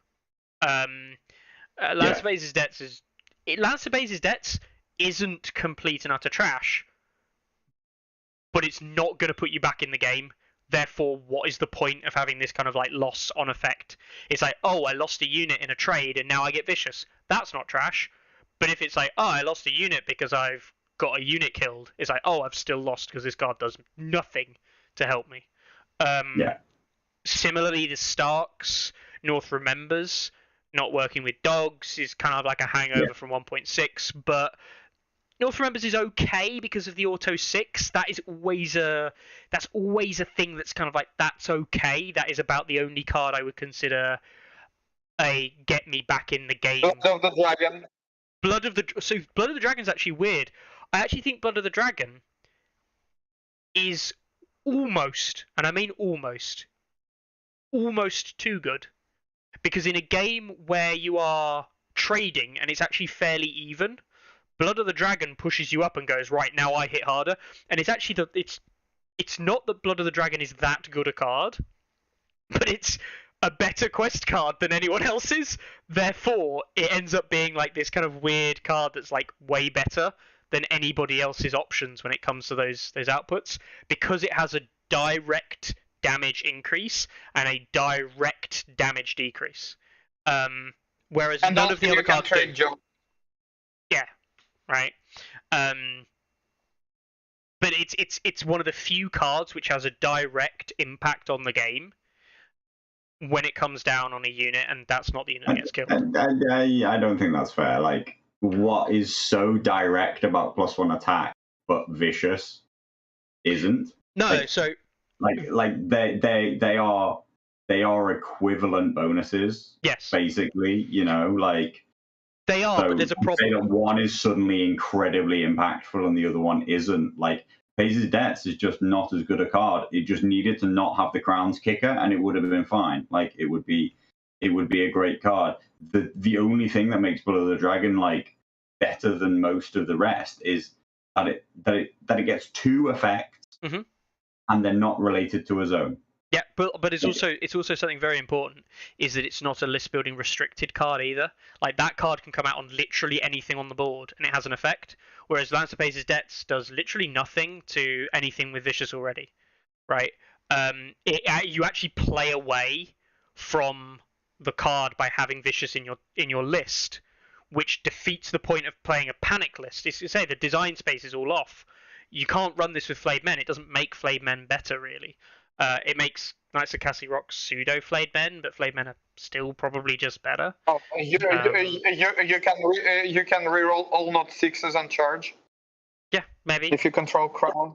Yeah, but that's really not that much. It's not that much to go by. Yeah, I don't know. I'm not a fan of like the comparison between the two in terms of I think that Blood of the Dragon. Don't get me wrong, I don't think Blood of the Dragon is an amazing card. I really don't. But in comparison, it is leagues ahead of this. I think that Blood of the Dragon is probably the best quest card out there, and I still don't think it's that good. Like, that's the thing. It's not that good, and it's still the best one.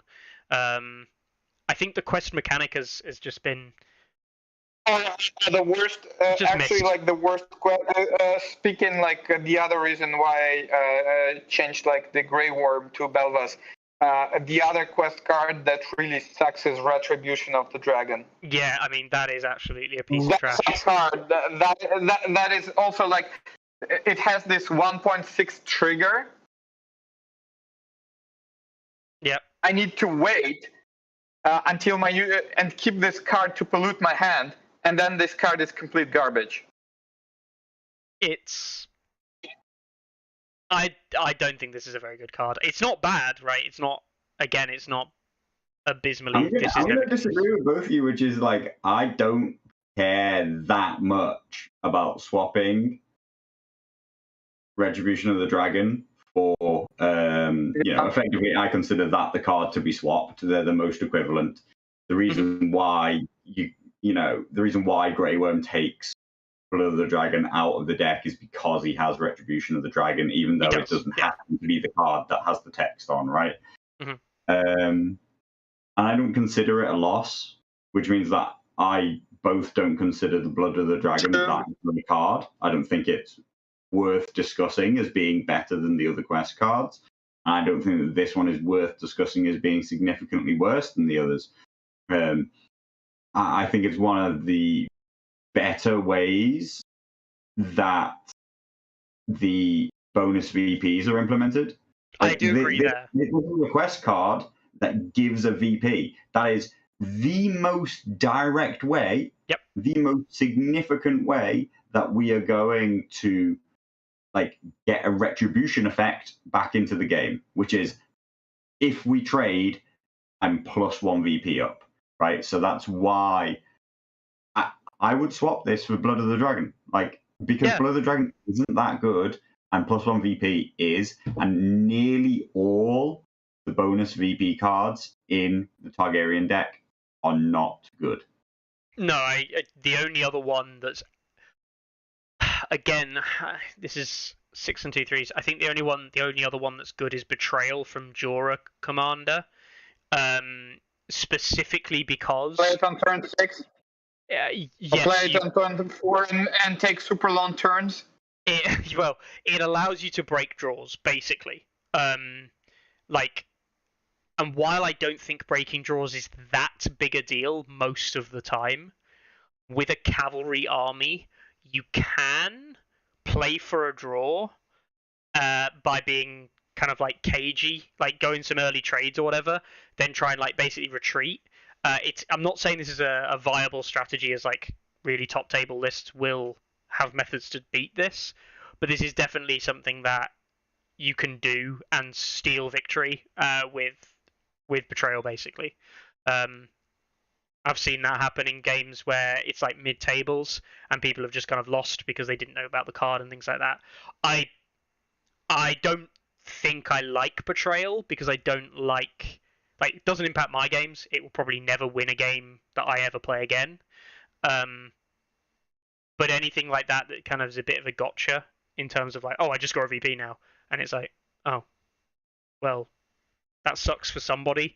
But at least these other ones have like this kind of payment effect, and Retribution, as you say, of all of them, is probably the most sensible VP gaining mechanic back.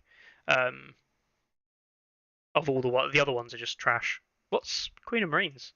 That is fucking awful, isn't it? Dragons. That is dragons, isn't it? Oh no. I think it's she puts down the corpse piles, the horrific corpse she doesn't piles. even have. Yeah, oh god, Yeah. remorseless examples, which is one of my personal favorite cards. Adding terrain from a card, Yeah. I think I love it, but it is shit. It's not good, but I think Weeper has the same card, right? Yeah, Weeper has the same card. I honestly, I think it's a good card in terms of like the design. I like the card. Yeah. But I love it. It's not a good card, right? It's not good. Yeah. I'm not playing it competitively. Yeah. That was it. It's Promise of Fire from Mother of Dragons now, which is just absolute sadness. I don't have a problem with gotchas. No. Like, if we want to play a game with no gotchas, then like you're basically just saying like, I want the game to be able to have a beginner walk in and beat the best players.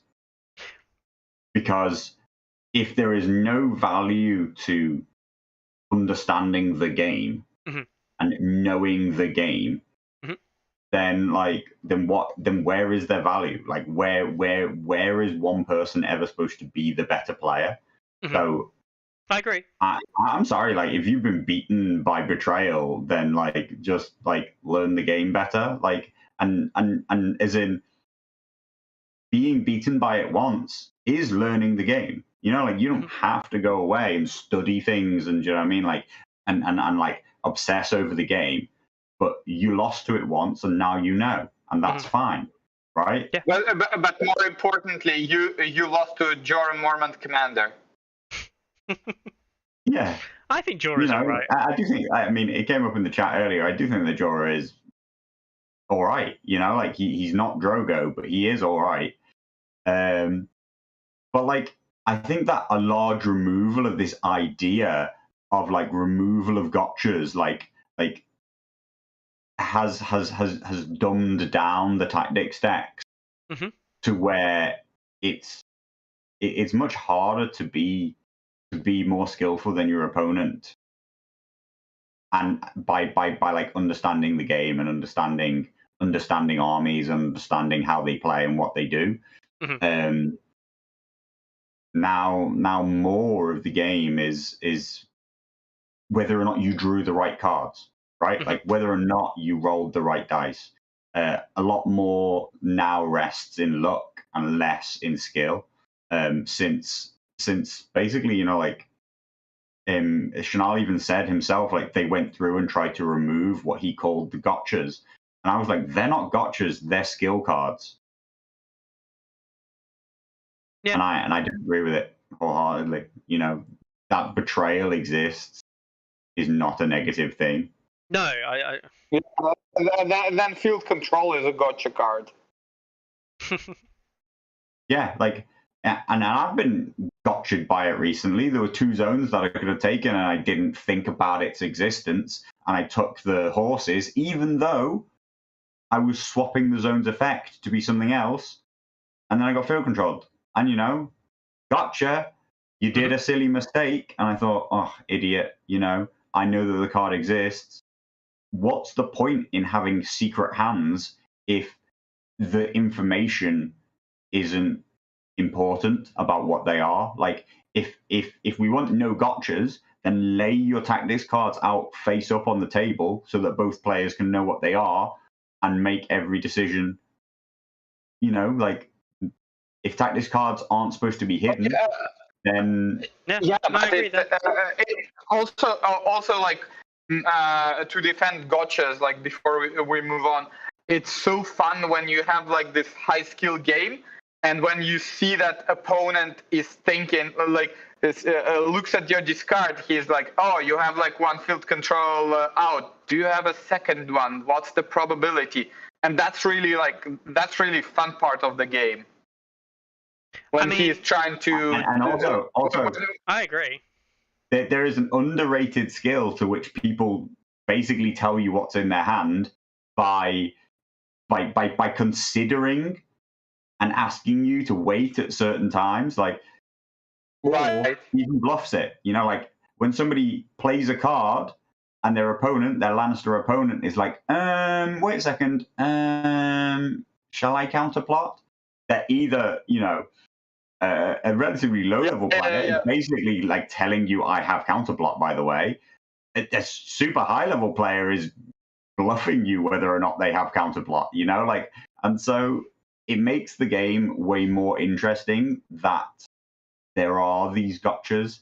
And I find that, interestingly, I mean, I'm not going to segue the whole conversation into it, right? But like recently, people have taken up this idea of chess clocks, right? They're making their decisions faster. They're making more mistakes.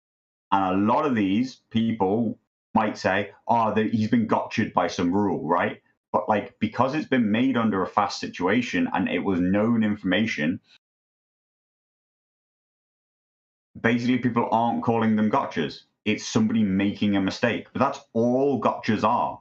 One person made a mistake because they didn't think about all the possible information that was out there. And it is known information. Your deck isn't secret. What's in your hand right now is a secret.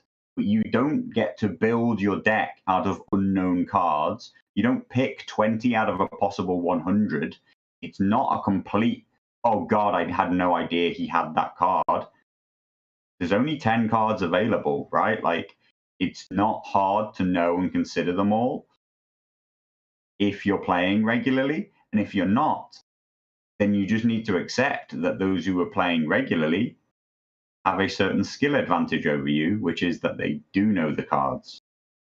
I think people get unreasonably upset when they make what is basically a mistake. Some new information comes to light. It could even be information which is readily known, like a unit's ability. They forgot that their unit had an ability, and they want to go back. They're like, oh, if I'd known that, I wouldn't have, and it's like, well, no, you've made a mistake, so own it. Like, just go through with what you've done.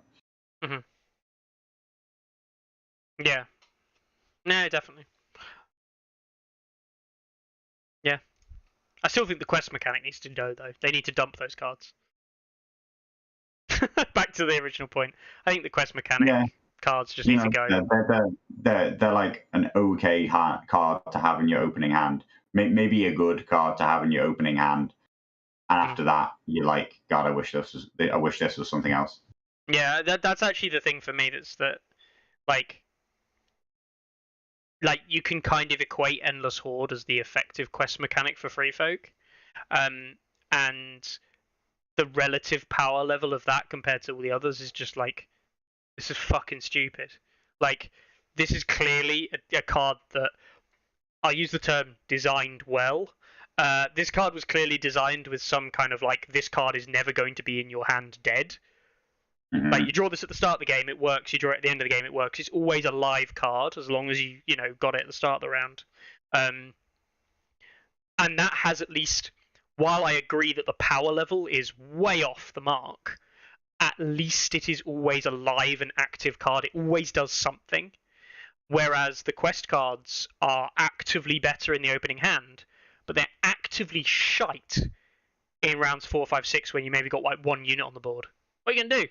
We're going to play a quest card? I was about to say, I was about to agree with what Ross Drogon just said, which is like the other quest card that's not a quest card, which is has an incredible power level, is Now His Watch Has Ended, right? Yes. Like, it is to 95% of the requirements fills exactly the same role as every other faction's quest card, except because Night's Watch deck is OP.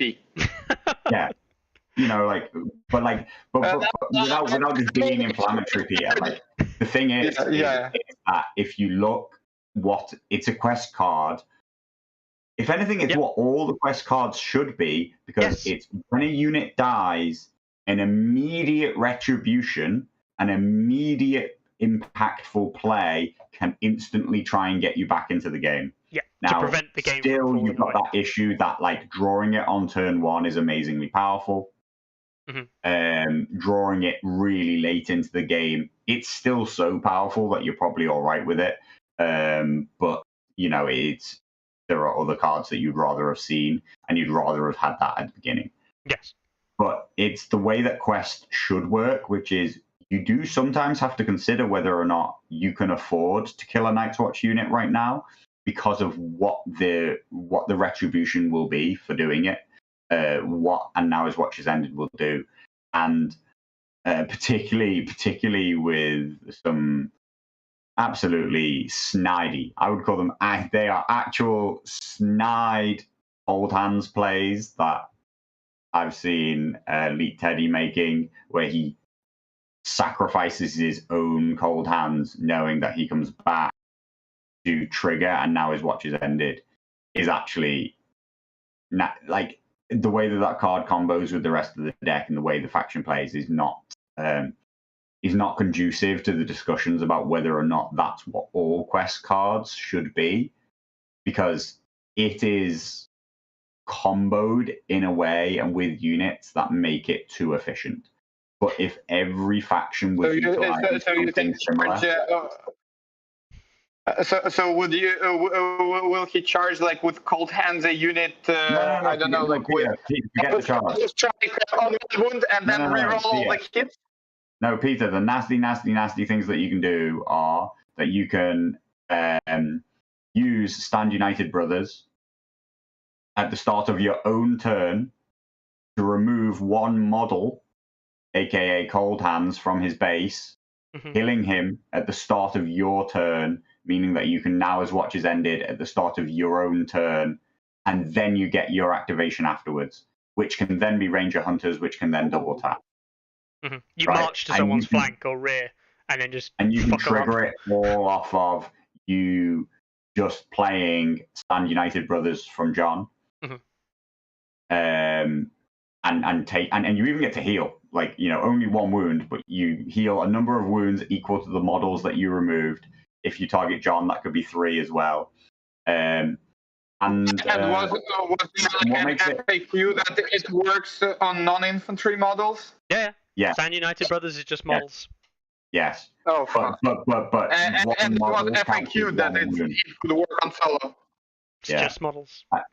But what makes it all unpalatable, that existed for a long time, that has existed since 2021 first came out, is the fact that Cold Hands comes back, right? Like, that all you sacrificed was one VP. You didn't sacrifice a VP, an activation, and a unit.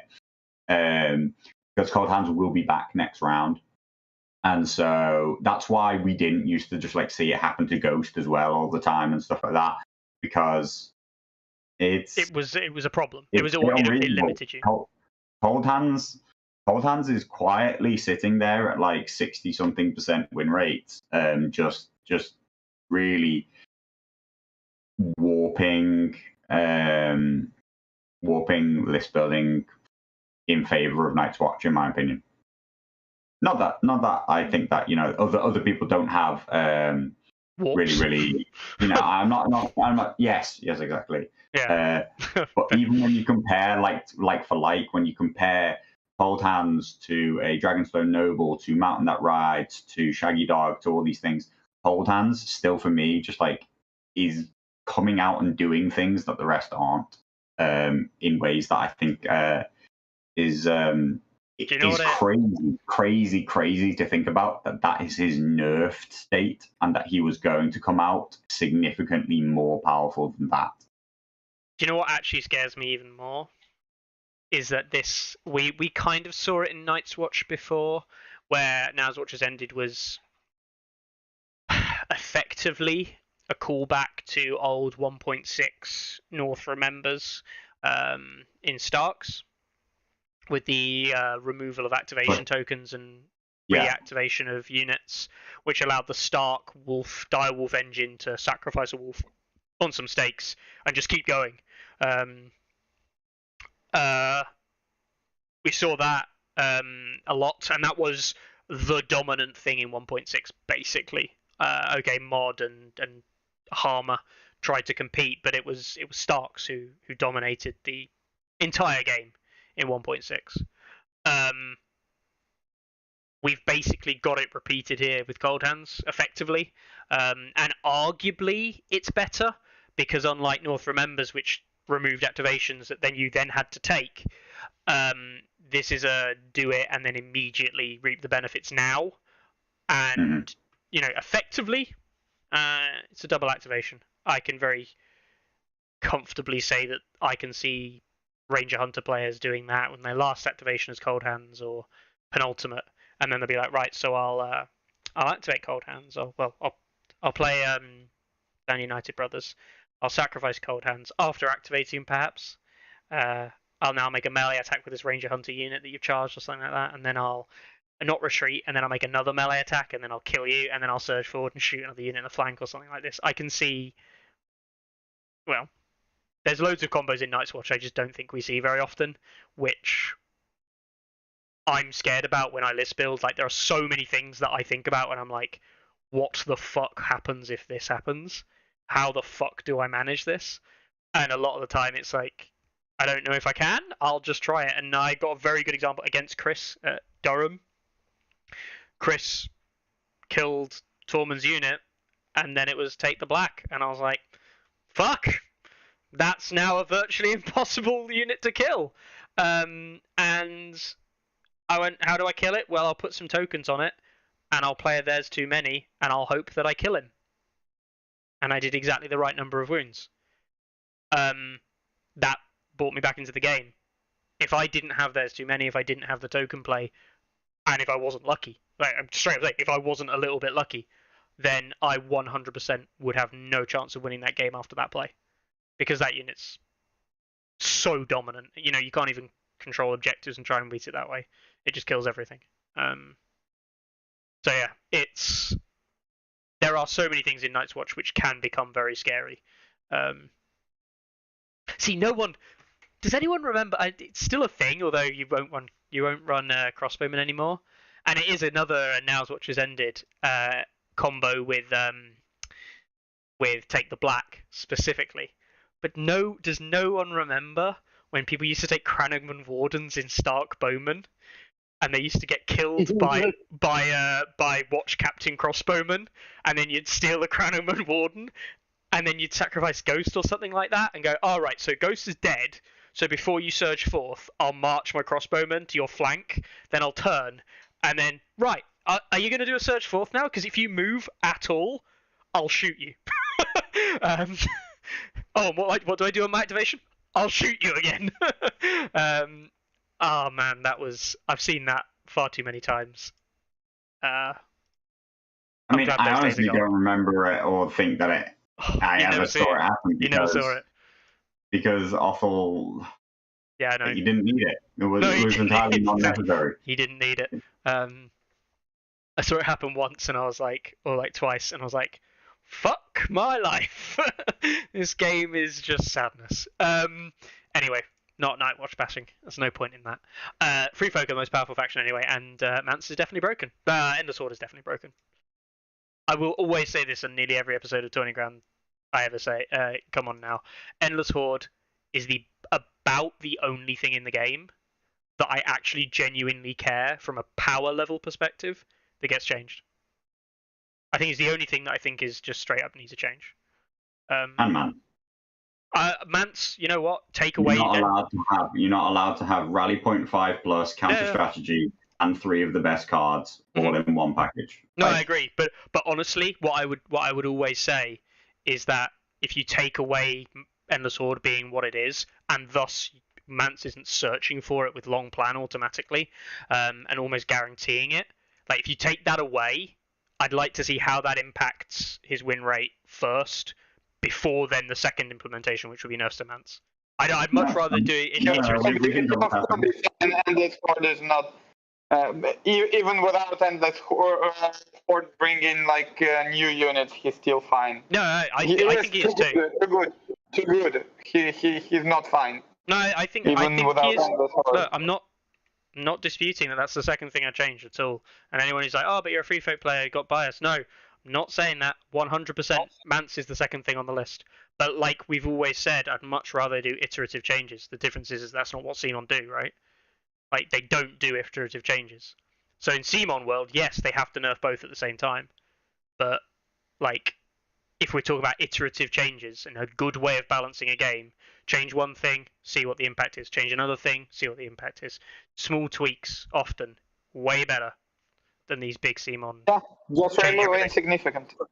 Yeah, get rid of Insig. Fuck it. People hate it. It encourages raider spam, which I think is a shit thing. Get rid of Insig. Fuck it. Gone. I think it's a bad ability. And being able to pass activations if you have fewer activations. That would be game. That would be a new game, Peter. Yeah, that's not. You wouldn't be able to discuss the power level of anything anymore. The entire system would be up for discussion. Mm-hmm. Commander unit become an arms race. You would reverse the current arms race to have a highest activation count as possible into trying to have as low an activation count as possible. Because if I could have 4 units that are all incredibly strong and a 6 total activation count, and you have 8 or 9 activations, then I just sit there and you activate, and now I'm gonna go, okay, I'm just gonna like jump on something, and all you've got is like 4 pieces of crap left, and all I've got left is 4 mega powerful units. I'm not saying it would be a worse game, but you would have to reassess every single unit in the entire game. All of the 8s that are currently viable, Champions of the Stag, Flayed Men, everything that currently has a high points cost and is remotely playable would become the new best thing in the game by a significant margin. Dude, like I'm going to straight say it. I think Lannister players everywhere will be running Flayed Men with Gregor or Naisakasi Rock with Gregor mounted, because for 11 points, that shit can delete stuff. Like, you know what? I'm actually not massively, like, let's assume that the world of tomorrow, and that's what Simon decided to do, right? I'm not massively averse to the game being like that for a while. Like, I'm really not. It's just that that's a different game. Like, you finally get to use hero attachments. I was just about to say, it would fix so many things, because spending points to make a unit better would now become viable, because having more units now isn't the most key single strategy to winning the game. It's having powerful, impactful plays late on into the round, which is what the game currently is. The game is currently having high impact, powerful plays as late in the round as possible. But you achieve that by spamming buffer to get you late into the round. Yep. Now, if you got late into the round simply by having a unit on the board and being able to pass up until the point where you wanted to play, then the game is entirely different. There's no need for spam. There's no real need for 4-point units to do anything other than hold objectives or actually pull 4 points worth of weight, because they're actually viable units. The more we discuss it, the more I think that it would be a better game. Not without its own issues, but it would be a better game. It's actually I think this will implement. My problem there. Frankly, I think this change would be comparable with commander units not scoring VPs. Maybe a bit more. Maybe. A bit more. No, a bit more. It's more. What I think is a problem is that they've tried to tackle it in a different way. They created Relentless. They created all these things, plus the interaction between onboard and NCUs, and this very loose definition of what an activation is, and all these kind of things. Effectively means that they can't implement it. That they don't have a tight enough rule set, and they've gone a different route to try and solve activation advantage, which means that they then created many, many other things which are now pseudo not activations and are activations that effectively it would have to be 2.0, and the entire game would have to be rebalanced. The entire game would have to be rebuilt. So many units would have to have certain abilities completely removed from the game, or updated to work in a different way.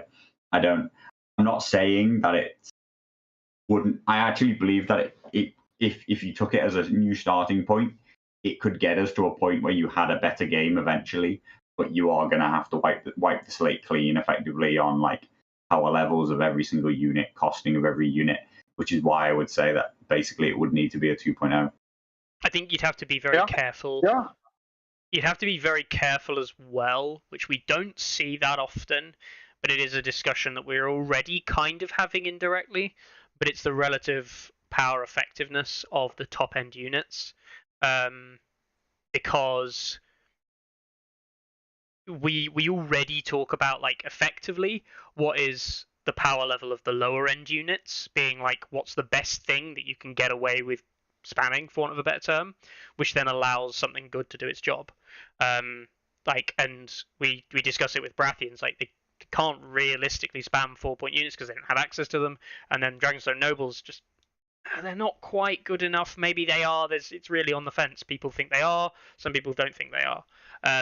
Lannisters sat there on the fence being you can't just play a 9 activation list where you spam a bunch of poor fellows and some NCUs and then run an 8-point unit of Flayed Men around. It doesn't work. It's not good enough. Those units alone aren't enough to carry it. Free folk can sit there and say, but I can run 3 NCUs and 6 Raiders or whatever and run an 8-point unit around the field. I can do that. That's an option. Because the relative power level pulls the weight at the 4. But the 8-point unit for free folk is lower. What they do is they run multiple impactful, powerful units in the 5 and 6 range. Well, yes, you can actually do that instead. So you run 1 less 4 and another 5 or 6, right? Which you could do again. You could do with Lannisters. You could run 4 4s, 2 6s. But again, the impact of the units at 6 is not high enough. I don't know. It's the point being though is that we're not assessing how effective the top end units are necessarily. We're assessing how effective the lower end units are at doing the job of getting the high end units to the position where they need to be. Whereas I think if we were to change it like that, I think you'd, as you were saying before, Carlo, you'd cut out that kind of step of analyzing those lower units, and you start only including those lower units if they offer a utility, which arguably, I'm actually going to sit here and say that that's probably better. That is probably more like what low point units should be, is a utility option. But if high point units are coming with this utility built in, you'd be much more tempted to run those higher pointed units because you don't need the supporting units for it. So the likes of Jorah would probably still get played because the utility at 3 points he offers, brilliant. Raiders get played. Poor fellows, I don't think they would. Trappers, they're not played anyway. No. Greyjoy Trappers, maybe because of the Asher bubble type. Maybe you'd run it as the 5-point unit. I don't know if it would make. Maybe not. Bowman for Greyjoys, probably not. Maybe, I don't know. You probably wouldn't run them. None of them get played. No. But again, like I can see them as I say, utility. You might run like 1 drowned men, right? For the heal and like sustain that it brings to the unit that it can go behind. That's what I'm talking about. Like, you might run them, but in certain ways they've effectively become liabilities because of the fact that like they allow your opponent to pass. Well, yes, there's that. But yeah, I don't know. It's you actually hit upon the nail upon the head though really early on, which was the rule set isn't written strong enough, and this is actually where the second topic of today I was going to bring in, the rules set and my gripes about rules, which What does a card target? I mean, I have so many debates about so many things. Like especially now that I play Barrett and Selmy. Yeah. Like half of the biggest driver of a person needing to understand what the targeting rules are. But like, yeah, lash out.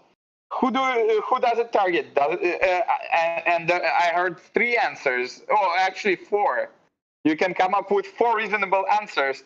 That it targets the attacker, it targets the defender, it targets both, it targets neither. It's funny actually. Vlad LF12. He sent me a message the other day asking me 3 questions, which are mostly around orders and coordination tactics and stuff like that, right? Like orders, whether or not they're used, whether or not they can be reused.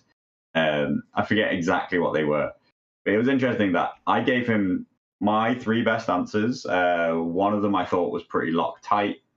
The other 2, I was a bit like, well, they're sort of like based on the previous answer and like kind of assumptions based off of that. And then after I gave him the answers, he said, I also asked Mickey and Brett, and they both said different things to you. Like, as in, they both disagreed with me. Out of the 3 questions, no 3 of us gave the same answers. And I was surprised that me and Mickey didn't agree on the answers. You know what I mean? Like, we didn't consult on it. We could come to an agreement, but each in isolation, going to answer the question ourselves, came away with a different response. My other favorite one, which I think gets ruled differently in every other tournament, is how does a unit being in enemy deploy zone count? Oh, at least that's an easy one. That is an easy one. I want any part, any touch. Part. Yeah. If you're 1 millimeter over the line, that's enough. If it says the words fully within, then it means any amount within. Do you know where though? Do you know where that was actually? So this is actually again my rules gripe, right? The current FAQ does not say anything about fully within or partially within, whatever, right? It doesn't use the terminology anymore. But one of the things they added to 1.6, I think it was regarding old Clash of Kings when you used to bring units on at the side, or it was outflank. I can't remember, but it specifically said the unit must be wholly within the 6 inches, and then it says something about so wholly within means the whole tray must be within. If it doesn't say wholly, then it's not fully, or it's then if the rule doesn't say wholly, then it can be any part or something like that. So the FAQ, answering a question that had nothing to do with being in a deployment zone, answered the question of what does it mean to be within a deployment zone or whatever like that.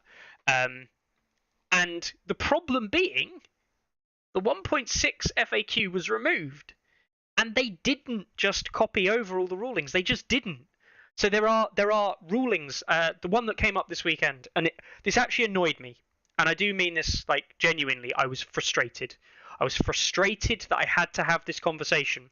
And more importantly, it was somebody new. I believe they were actually at the Polish event, Peter, who basically said that Barok's boar, if you activate Barok's unit, the boar then activates. Sorry, John. So the confusing part is that basically like things like Barristan Selmy or counter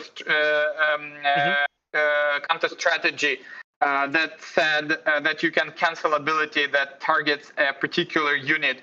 So for those abilities and cards, it is important which unit does the lash out card target. And it is unclear from the cards like lash out, like those defensive cards that like are triggered on the defense, because it doesn't say explicitly what does it target. So you can basically argue for 4 different options. I mean, for what it's worth, the understanding for lash out, it targets the enemy unit being in the trigger. It doesn't target the defender because it doesn't say it explicitly targets the defender. It just calls whether or not they have some conditions. So it only targets the attacker. But it could be very easily seen as targeting the defender. But it doesn't explicitly say target the defender. I've got some hard and fast rules for targeting that work for the vast majority of the game and the way that most targeting works. But it doesn't work guaranteed 100%, and that's the problem. Like, my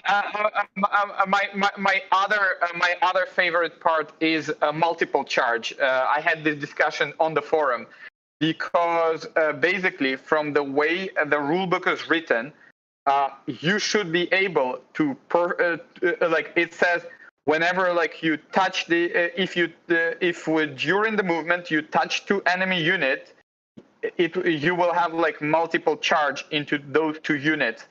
But then if you open the Simon forum, there is a ruling from Michael Shino that you check whether you touch 2 units after you aligned. Yes. And there is nothing like you can infer like from the it's impossible to infer that ruling like from the rule book. And it just like went like from I think 1.6 onward to 1.7 onward to season 1 or whatever we need to call this edition. And that's that's a classic. That's one of our classic problems, which is that there is this basis of knowledge, right, which exists from previous editions, right, and 90% of it is assumed to still be correct. Wrongly, actually, at sometimes like people don't realize that a rule. Or like the community have to just come to a consensus as to whether or not a rule which had a ruling in the past and now doesn't have a ruling, whether or not it still applies. Because it's whether or not, and it kind of comes down to whether or not that ruling clarified something that was unknown, or if that ruling basically changed the dynamic of the rule. Whether or not, to respond to Evil Sponge, to be fair, like that, what you say means you never played Warhammer. I don't know. So it is true. Son of Ice and Fire, like compared to other other miniature games, Son of Ice and Fire rules are extremely well written, concise, and clear, and straightforward and streamlined. Don't get me wrong. The actual biggest issue is not that the rules are written poorly. The rules, if you picked up the rule book now and picked up Stark's Lannisters and taught some new players to play, and in general they'll get most of the rules right if they just follow the rule book. What actually confuses the rules is the rules were not written with the abilities and tactics cards in mind that we see designed. So going back to my point, like the one that really pissed me off is Barok's Boar, right? Barok activates, and the Boar then activates after him, and then you can regroup and reform Barok into another unit and activate Barok's unit again because he's in the new unit. And then people are saying, well, the Boar can reactivate because he's activated every time. Like, not every time, but it says the Boar activates after Barok's unit. While I don't disagree that that's what it seems to suggest, and there is nothing in the cool rulebook. This is the thing. Nothing in the cool rulebook that I can point to and say a unit can't activate twice, because it doesn't say a unit with a unit with an activation token cannot activate. It says a unit with an activation token cannot be selected to activate at the start of each turn, which is a problem. Multiple reasons that's a problem, and it's really aggravating because it leads into all kinds of problems. And yet, in 1.6, someone says, "Oh, so can you activate a bear multiple times around because you can activate the unit?" Because we did have Steer's Vengeance back then, where you could take an activation token off a unit and reactivate it. Double panic check, a double panic test from Red Cloaks. Well, that's another one. Charge. Take an activation off a unit with Steer's Vengeance, and then it'll be like, right, cool. So that Raider unit with a skin changer can activate, and the bear always activates after the skin changer, so the bear can activate again. And in 1.6, it was like, no, it doesn't work like that. Once you gain an activation token, you cannot activate anymore that round unless you have that activation token removed in some way. That was a ruling that was made, and everyone went, that makes sense. That's basically what the rules say. But it isn't what the rules say. That ruling no longer exists because the FAQ has disappeared, meaning that we're having this whole discussion again. And that is what made me annoyed, is that I saw this weekend yet again, but this one really has got me frustrated, because I saw us having a discussion that we had 2 years ago around a ruling that was clarified, and now we are sat here that basically saying that, oh, but the rules don't clarify it. And I'm like, but we've had a clarification on this. Unless they've explicitly tried to change this, like, how is this still a discussion? Let's put it like that. With the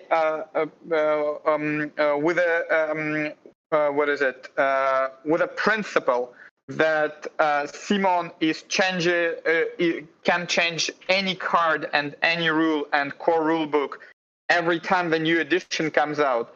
There is absolutely no excuse of having like all the rulings by Michael Shinall and the FAQs to still to not be included in the rules on the cards or in the core rule book with a new edition.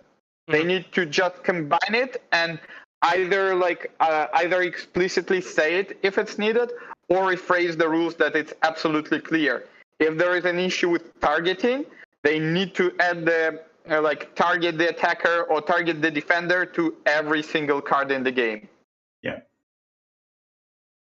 So, I mean, I thought I knew this, but I've just done a check. Anyone who's watching the video, if you Leak Teddy's right in chat, the words order token do not appear together in the rulebook at all. I kid you not, order tokens literally aren't even listed in the document. They're not a thing. You type in order and the word token doesn't even appear in the same sentence or same paragraph as the word order when we're referencing orders in the game. So therefore, we are implicitly saying that putting an order token on a unit indicates the once per game usage of said order. Sorry, once per round usage of that order, even though it doesn't actually say anywhere in the rulebook that you do that. Did Aragorn wear pants? Don't know. Doesn't say. Nowhere in the books. Sure. And this is the problem. Not always, Peter. I'm sure he takes them off sometimes. No, but actually, there was an old and cheesy cartoon where he doesn't. So I guess this is totally feasible. This is the thing. We're having Not that type of cartoon, Carlo. Yeah, I didn't want to ask Peter. Don't. But this is my problem with the rules at the moment. It's not that I've got a gripe with rules per se, and that there's rulings I don't like or anything like that. It's that we're having the same rule discussions that we've been having for yonks, and it feels like none of them have been fixed, even though we've sat there and seen them being fixed. The other classic one that I still see sometimes bandied about is do I get to pivot after I retreat with the swift strike, swift shots from or quick fire, sorry, from hunters. They charge in, they retreat, and then they do the shoot. Can I pivot before the shoot? And it was categorically ruled in 1.6. Yeah, we fucked up the ruling in the rulebook. You should get to pivot. That no longer exists in the 2021 FAQ. They didn't change the rulebook. So, yeah. So we're sat here being like, so the rules haven't changed, and you release an FAQ that clarified this ruling, and now you've not made any changes, and I have to try and explain that to somebody without a ruling document. I'm put in an impossible position. So the rules have now changed without you changing the rules. What the fuck? Yeah. So basically, like, the rule book itself is relatively tight. Yes. Outside of targeting, which was a relatively more recent addition, right? Like, targeting actually didn't used to exist in the rulebook, and then they added it, and it really didn't help things. Like, it really didn't improve.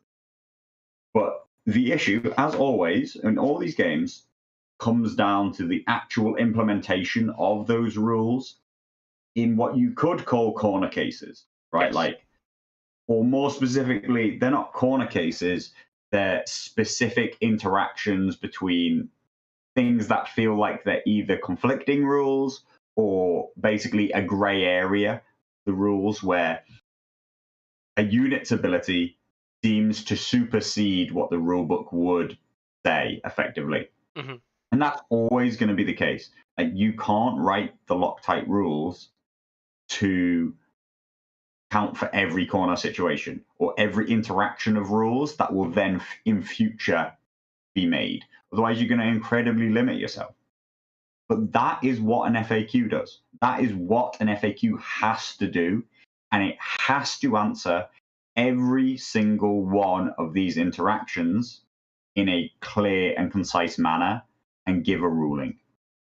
Forum is not an acceptable way to do it, even if it was answered every week.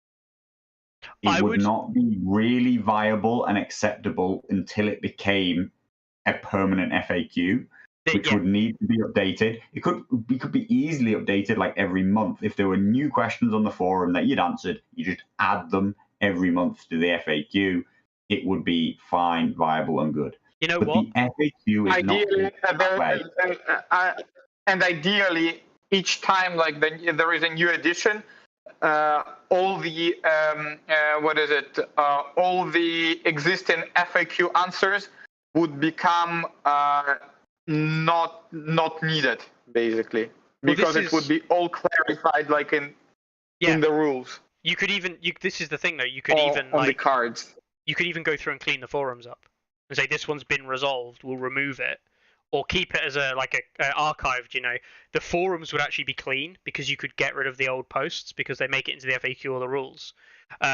It doesn't even, doesn't even have to be once a month. I'd be willing to accept that they had a bit more leeway on it once every 2 months. But this is the point. Like, we're now talking timescales or something rather than something that just isn't happening. Like, there are questions with answers that are there are things that have been answered in FAQ that should have made it into the current FAQ. Gilly, what? I mean, yes, we talk about how does Gilly work? Why the fuck did you answer a question with "we will update this with proper wording in the next FAQ," and the next FAQ comes out and they didn't update the wording? It's like no mention. You no quite mention literally of just it. lied. You just straight up lied to the community base saying you'd fix the problem. Like, that bit just frustrates the hell out of me because, yes, there's a difference between not updating it and updating it, potentially badly, which they can always do, but saying, oh yeah, we'll fix that one, and then just not, that's actually just straight up ignorant and frustrating. I don't understand how we're still having this Gilly discussion 6 months on. Right? Because they made a new NCU activation rule which completely fixed everything, Mickey. I know. Totally fixed everything, didn't it? What a stupid change.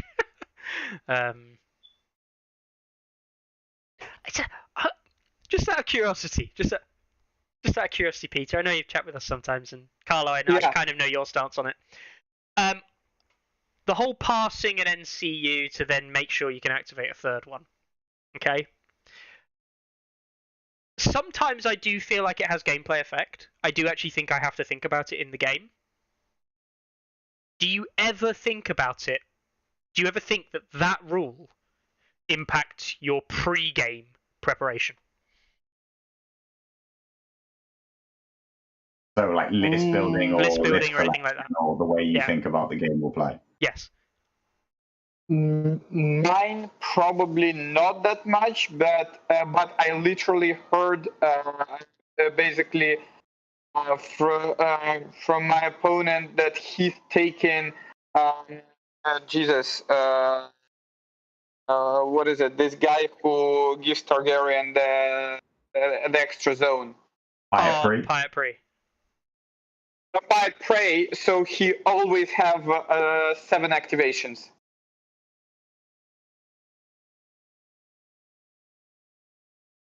Cool. You know what? I appreciate that man does that.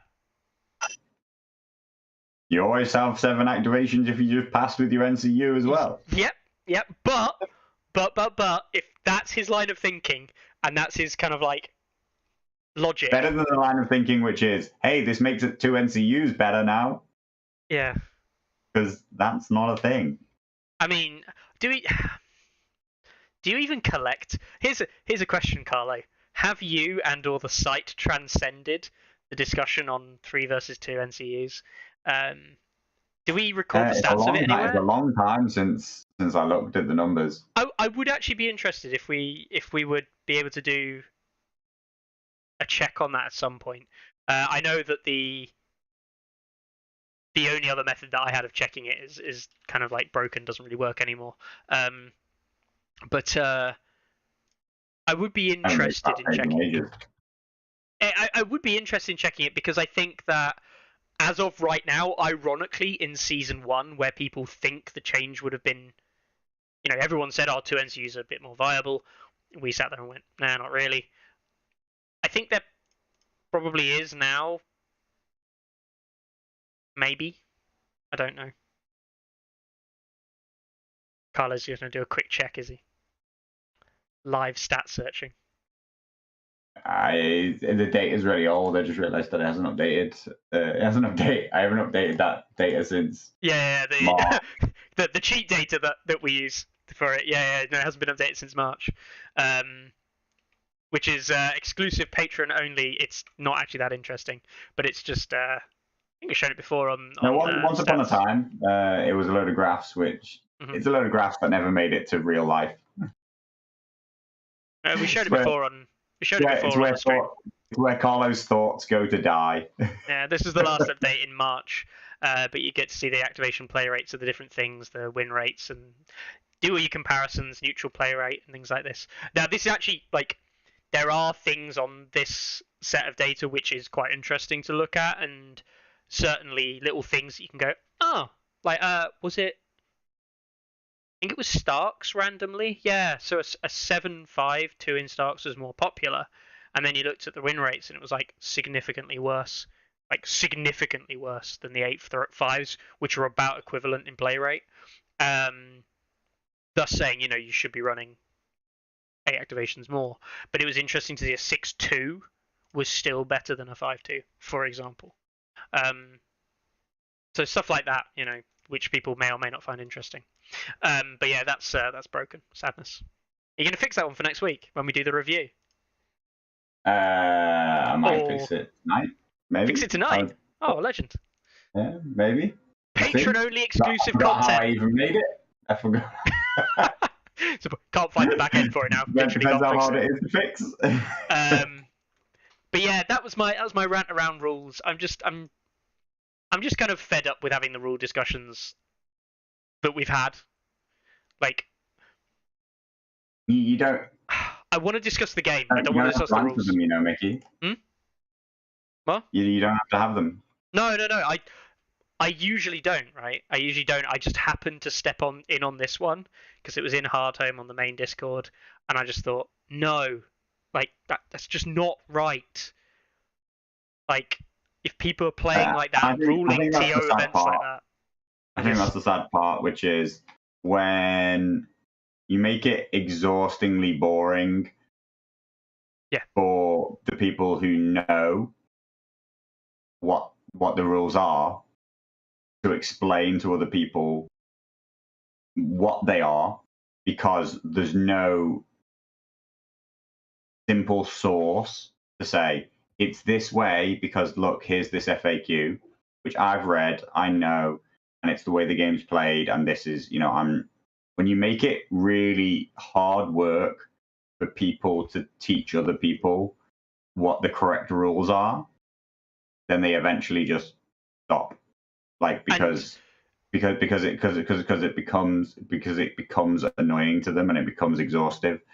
Once upon a time, when I was running the majority of the big online TTS events, I would get very, very regular rules questions asked of me. Like how did I rule this in this tournament? What will this be in this next upcoming tournament? What will this be? What will this be? But I very much retreated from that role, not because I don't enjoy running tournaments, but because I don't enjoy having to be a rule source for a game, which I have no authority to be a rule source for. I have no connection. If anything, I'm the last person in the world that the actual rule source will ever talk to. So, that effectively is one of the major reasons why I don't run tournaments anymore. And that's I think that's the real ramifications to basically putting not putting enough time into your community. Mm-hmm. Agreed.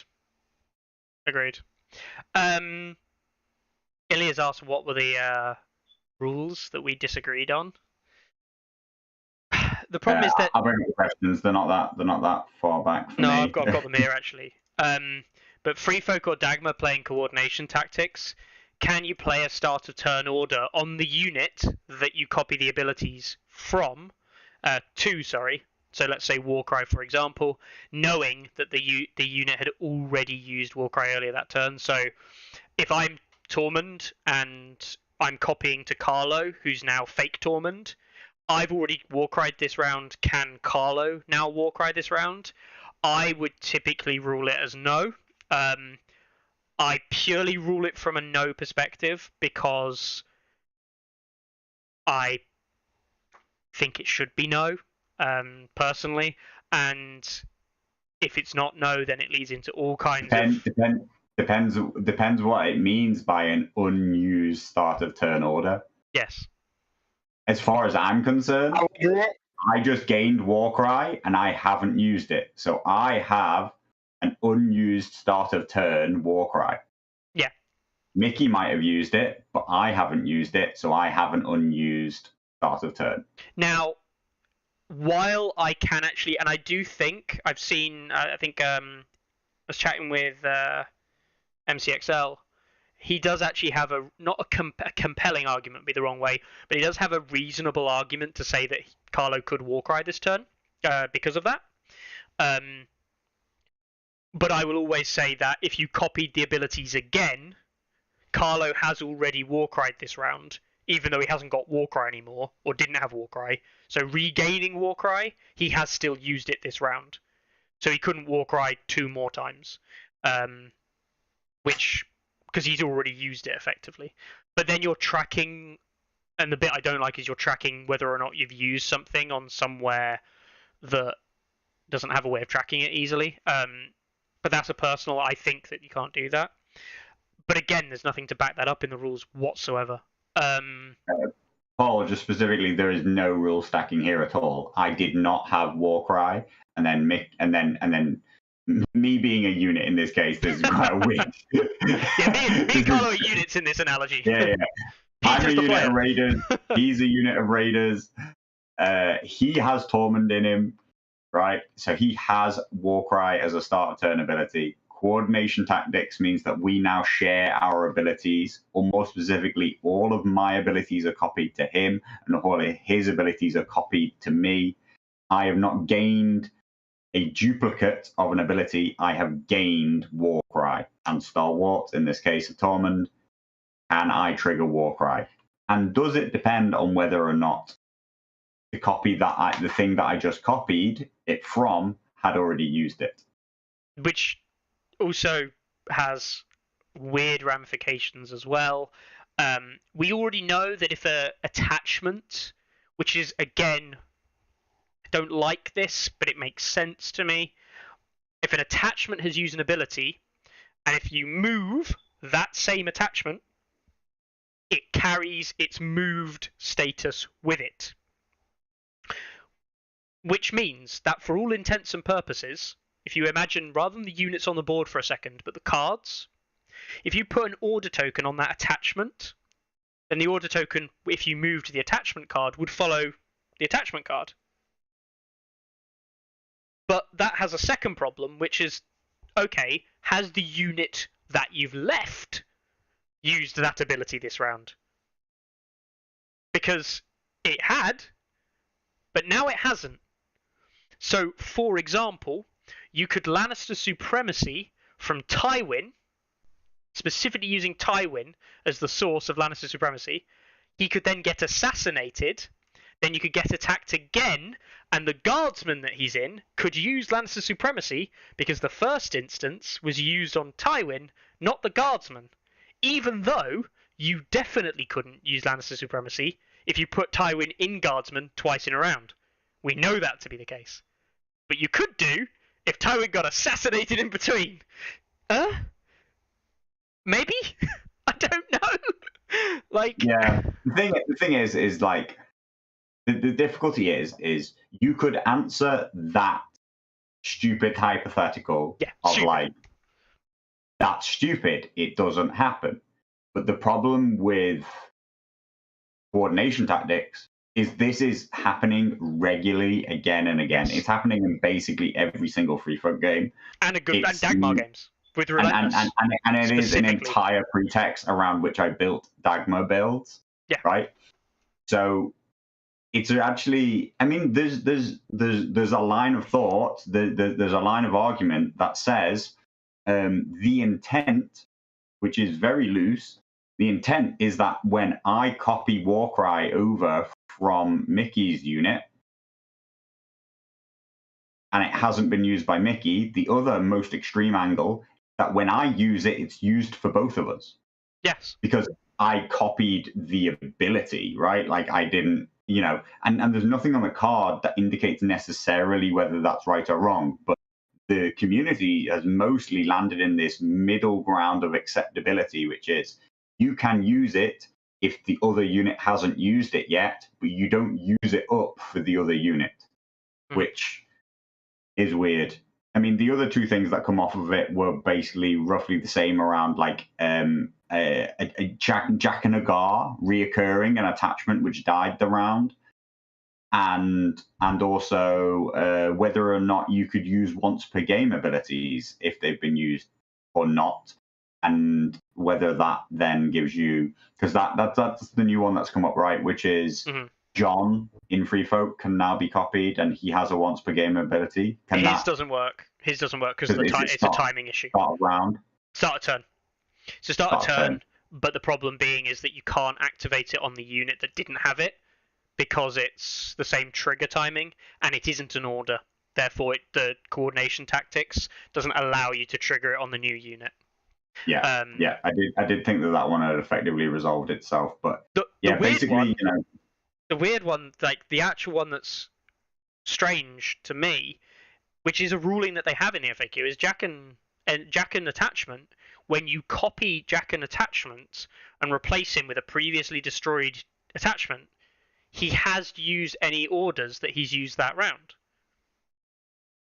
So it goes back to this idea. What you're actually doing is you're not copying the attachment.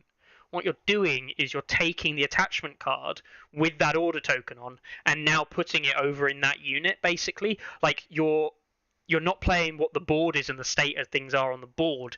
You're playing the state of this kind of card game that they've got going on with the unit cards and attachment cards.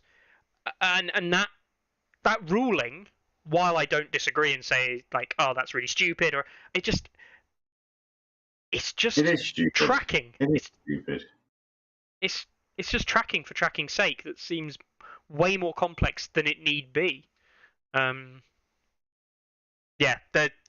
Anyway, those things are just a mess. And this comes back to this core concept around order tokens and the fact that they basically are utilizing order tokens, activation tokens, to mean so much more than the rules state that they mean, right? Yes. Like but even people very in tune with the game don't necessarily know what that's supposed to be. Literally the only person who seems to know and understand what that's supposed to be is the brain of Michael Chanel. To him, it's like, well, of course it's this. And everybody else is like, you what? And the funniest shit, he makes a ruling, says of course it's this, and then when they do update the FAQ, it's the opposite way to what he said anyway. Which has literally happened. So, taunt, specifically taunt. And yet we need him to come back and start answering the forum again. Yeah. The silence is starting to becoming deafening. Anyway, let's move on. Let's move on to the event. Not quite. I've got one last thing I wanted to go through before we go on to the events. Wait. So the last thing today is from Prince Whiskey. Prince Whiskey sent me a kind message, I believe it was earlier today. Yes. He just sent us a message saying thank you, basically. He's had some health issues, for want of a better term, and he's been unable to really do much, from what I gather, including like he's basically unable to talk, and he's been basically bedbound. He was going back through and watching old content on the game from stats from us, and listening obviously to Tourney Grounds and things like that. And he said it really cheered. Tourney Ground. I know, right? And he said it really cheered him up, and it allows him to forget the world for a moment, and to like the escapism that we talk about when it comes to why we do hobbies and things like that. And so yeah, he just sent us a nice message saying thanks, and I wanted to just point it out to say, well, thank you for watching, of course, and thanks for the kind message, but also get well. Like that's actually the most important thing. I really hope that your health recovers, because without going into detail, it doesn't sound like it's great at the moment, and I really don't. I really do hope that things get better. And having met you in person, I'm pretty sure I'd love to see you back over the table as well. So that is the most important thing, is seeing you at events, and of course the LGT later on in the year, which I'm no doubt you'll be returning to. So yeah, get well soon, bud. Get well soon. Yeah, get well soon. Life's shit sometimes. Yeah. It's interesting, actually. I was recently, for whatever reason, people have recently been watching the Carlo Pays His Debts, which was the in-depth deep dive discussion around Lannister list building back in 2021. And some comment I get notifications when people make comments on those videos, right? So that's how I'm aware that people are still watching them, and specifically that people are still commenting on it. Obviously, content like that, it is now old, but it lasts much longer than Tourney Ground, right? Like Tourney Ground is a weekly show. We talk about what's happening right now, what's going on right now. So I am surprised that people are still watching a thing which specifically talks about 2021. But there was a comment actually just recently which actually just made me laugh. Like I thought it was really, but I mean, like I find it funny in the ironic sense, which was it was quite a scathing comment, which basically said that they thought it was really sad that I had built these Lannister lists and that they weren't thematic, and that I would use a unit which I don't have any thematic care for because I think it's powerful. And I just, I just thought to myself, man, this is not the content for you. I just thought, I've just spent an hour and a half talking about deep dive tactics, about unit efficiency, and why this is important for game mechanics, and your response is, that's not very thematic. And I thought, well, thanks for commenting. truly, genuinely, thank you for commenting. It made my day. The funniest shit is that he's not even wrong, right? He's actually right. Like, he's just straight up right. And it's like, fair play to you. If you've watched this video...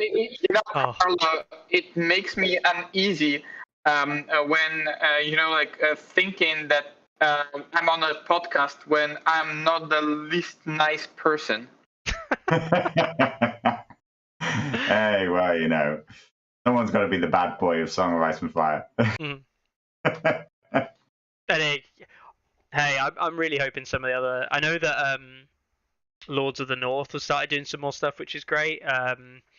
But we've seen a bit of a quieting down, if you will. Scabman, get your blog up and going again. That was good. I enjoyed reading your blog. Scadders, I haven't seen enough of your blog recently. I'm sure we'll get something, or hope to get something in the lead up, and definitely after this Welsh GT, which I think we're like 3 weeks away from now, or something like that. We'll Timu, over Finland. I think he's got a campaign starting up soon, I believe, or he's got something running soon. So we'll probably hear from the community up there and see his blogs appear again. Haven't seen any new stuff, although I haven't actually checked. Haven't seen any new stuff from Shane over at Boardman Gaming. Is it Board? Yeah, Boardman Gaming, isn't it? Yeah. I always get the names confused with some of these things. But yeah, we haven't seen that much. The Sunday Slaughter crew, obviously just Chris, the legend that he is, finishing off the last season not that long ago. And he's got loads of videos from tournaments coming up that he's releasing over time, I believe. But we haven't seen their podcast run for a while now, which is a big shame. It's weird out there. It's weird because, like, the content's changing a lot, and the people doing the content's changed, and it seems weird to still be here, which we'll talk about next week probably anyway. Leet Teddy also stopped his. Leet Teddy's road back to competitive gaming. Yeah, that one. Did he? That one always brought a smile to my face. Did he get there? Do you think that was the road? It was just very short. Yeah. That was it. Oh, that wasn't too hard. He beat me like 3 games in a row, and he was like, "Made it. I made it, Mum and Dad. I'm good." Hey, I found this old washed up scrub and beat him a couple times. Does this mean I'm good now? No. No. I'd love to see. I always love to see more content. Peter, have you thought about doing anything with the Polish guys? You need just to scroll up and you'll see. But not tournaments. You mean about tournaments? I want content. Are we not going to get Team Pivnica, like gaming from the basement content? I want to see that shit. Okay. But it would probably be in Polish, which I don't speak very well yet. So that would make it harder for me. I'm sure you can just drink and enjoy it. Yeah. That should help. Yeah. Cool. So you want like the Polish specific, Polish scene specific content on Son of Ice and Fire? Yeah, of course. I want Blood Raven to come and tell me why his triple warrior sons list is gonna define the Lannister faction and how he's gonna win the LGT with it. Whoa! He won't win the LGT. You can just invite him. He won't win the LGT. He's not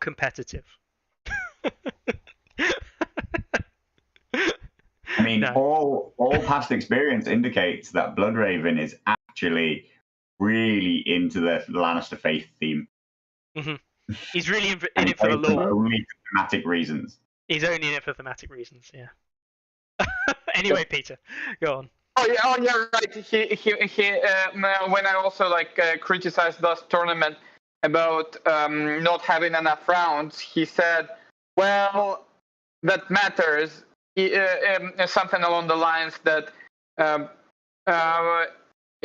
you're really right if you care, and I don't. And that was also I guess that was quite ironical in the way. Now maybe he does. Anybody watching their chess now will know that the candidates is on. Anyone will know that this is a bit of a segue, but Hikaru Nakamura, the largest chess streamer, currently doing quite well in the candidates. Won't spoil it for anyone who's not been watching the games. But his motto is literally don't care, and he's like one of the third or fourth best player in the world basically at chess. So is that Bloodraven? I think he just literally doesn't care. Yeah, but I think for Hikaru it would be quite hard to qualify for the. I think he's 5.5 and the first. Well, again, I didn't want to spoil it for anyone. But yeah, okay. It's but Hikaru literally doesn't care. Bloodraven literally doesn't care. So maybe Bloodraven is actually one of the best players in the world. There we go. Secretly hiding it. Very well might be. Yeah. Anyway, we'll stop going down that line. Trigger Carlo off a little bit there, and we'll look at some events. We've got the event happening in Granville in France, starting on Wednesday. Very odd day to start a local league. But hey ho, it's a local league. If Wednesday's their gaming night, fine, whatever. Yeah, so that's happening in Granville in France. We have an event happening in Saint-Denis, La Réunion. I have no idea where that is. But anyway, that's happening. Isn't that the... is that the one in the middle of the Med? I keep forgetting. Yes, the island reunion. Yeah. Cool. Got some players there. Not players I've heard of. New community. So technically in France. Yes, technically French. We've got the Rhine and the Ruhr event happening in Essen, Germany. Is this the one I think it is? No. You don't know me. Which one do you think it is? No, so I thought there was going to be the likes of Larks and things going to an event in Essen. I believe I don't know about Essen, but I believe Larks and Psychopath played a tournament just last weekend. Right, might be that one. Yeah. We've got another one happening in Kazan in the Mind Games Loft. Sounds amazing. So that's happening this weekend as well. It is. Hang on, what day are we on? Jesus. It's July next month. It's July this weekend. Fucking hell. Yep. Right, I'm miles out with my dates. We've got another event happening in Poland. Is this one that you're attending? Or not? Of course. Of course. It's 20 player event. You've just had a 30 player event. Is this going to be the same 20 players? It is. No, that's what. Yeah. But basically, I just almost stopped playing outside of the tournaments because there are so many that I can just play every weekend in a tournament. So why bother? Yeah, absolutely. I'd love that myself. To play 3 games, just three games a week on a Saturday. It'd effectively be club night on steroids. Club night on steroids every week. We've got another event happening in Belgium. I think this is the one I think it is. No, it's not. Okay. There is an event that I know that the Belgians are getting a couple of French players because it's near the border. They were looking to can I get a bit of crossover there, which would be fantastic. We've got another event happening in France on Sunday in Thionville. We've got an event happening in Madrid. In Spain. Kingdom War Games is obviously the main drivers, I'm pretty sure, behind the old Clash of Regions. Targaryens. Their name was definitely involved in it in the past. Yeah, definitely. And they're looking like they're ready to go. We've got that's next weekend. I can't talk about that one. I'm sorry, Canada. You've got no dragons and you've got no spot on this week's Tourney ground. So, we've got 1, 2, 3, 4, 5, 6, 7, 8 events happening this week. Again, a healthy amount between now and next Monday. You looking forward to yours, Peter? Towards what? Are you looking forward to your event? Yeah. Looking forward to the event? Getting some games in. Yeah, I mean, I'm looking forward to the tournament this Saturday. Are you going to give us a sneak peek or a quick rundown of commanders that you're going to play? Yeah. Are you still playing Targaryens or what faction? Actually, I was thinking to play Targaryen without Khal. Oh, okay, fair. No, that's fair. I suggested the following deal. I play Targaryen without Khal. Marsara play Free Folk without Mance. Bloodraven plays Lannister without Marbrand. And Slavek just plays Greyjoy because they suck anyway. Masara's not had a good time recently. He's not been winning very many games. I think he's on a bit of a slump. You've been doing quite well, but I don't know. I mean, Peter's going to come out here and prove you wrong and win a Belwas only tournament. Maybe he'll win a Belwas. If Belwas wins games at the event, Peter, kudos. I'll try my best. I have one actually tournament-related question, and that would be a question that is linking the tournament, this War Factory event, and the LGT. So listen carefully. So the question is, should I bring to LGT 2 rosters or 4 rosters? Yeah. So I assume you're talking about the Friday event versus the main event? I'm talking about which event on Friday should I go, because if it's one event that I would I wasn't entirely sure if you were labeling that question like I see. If Peter's asking if he has a spot in the Invitational. For those who translation. This is actually one of the major reasons why I was really disappointed that it was 3 rounds. I find it's a very big event, and like if it had been a 4th round, then absolutely I definitely would have invited the winner. I had actually assumed it was going to be a 4th round, and I was going to invite the winner. This was way before it was you, Peter, or before I knew who it was. 3 rounds is tough. There are some other equivalent, at least one other equivalent tournament which ran in the UK, which I already decided not to give a place to because it was 3 rounds. Fair enough. I do genuinely. Fair enough. Yeah, I do genuinely need to take a look at exactly how many people have been invited, what tournaments are left, and you know there are a number of people who have met. So we call it like 3 out of 4 of the requirements that are in my mind of kind of being invited, and this effectively tournament was big enough. Tournament was won. I mean, all these things. So you may get an invitation in the post in the coming weeks, but you haven't met every single entry requirement just yet. So you're one of the guys. You're one of the guys on the door where Carlo's like, right, I've got 12. I need 4 more. So.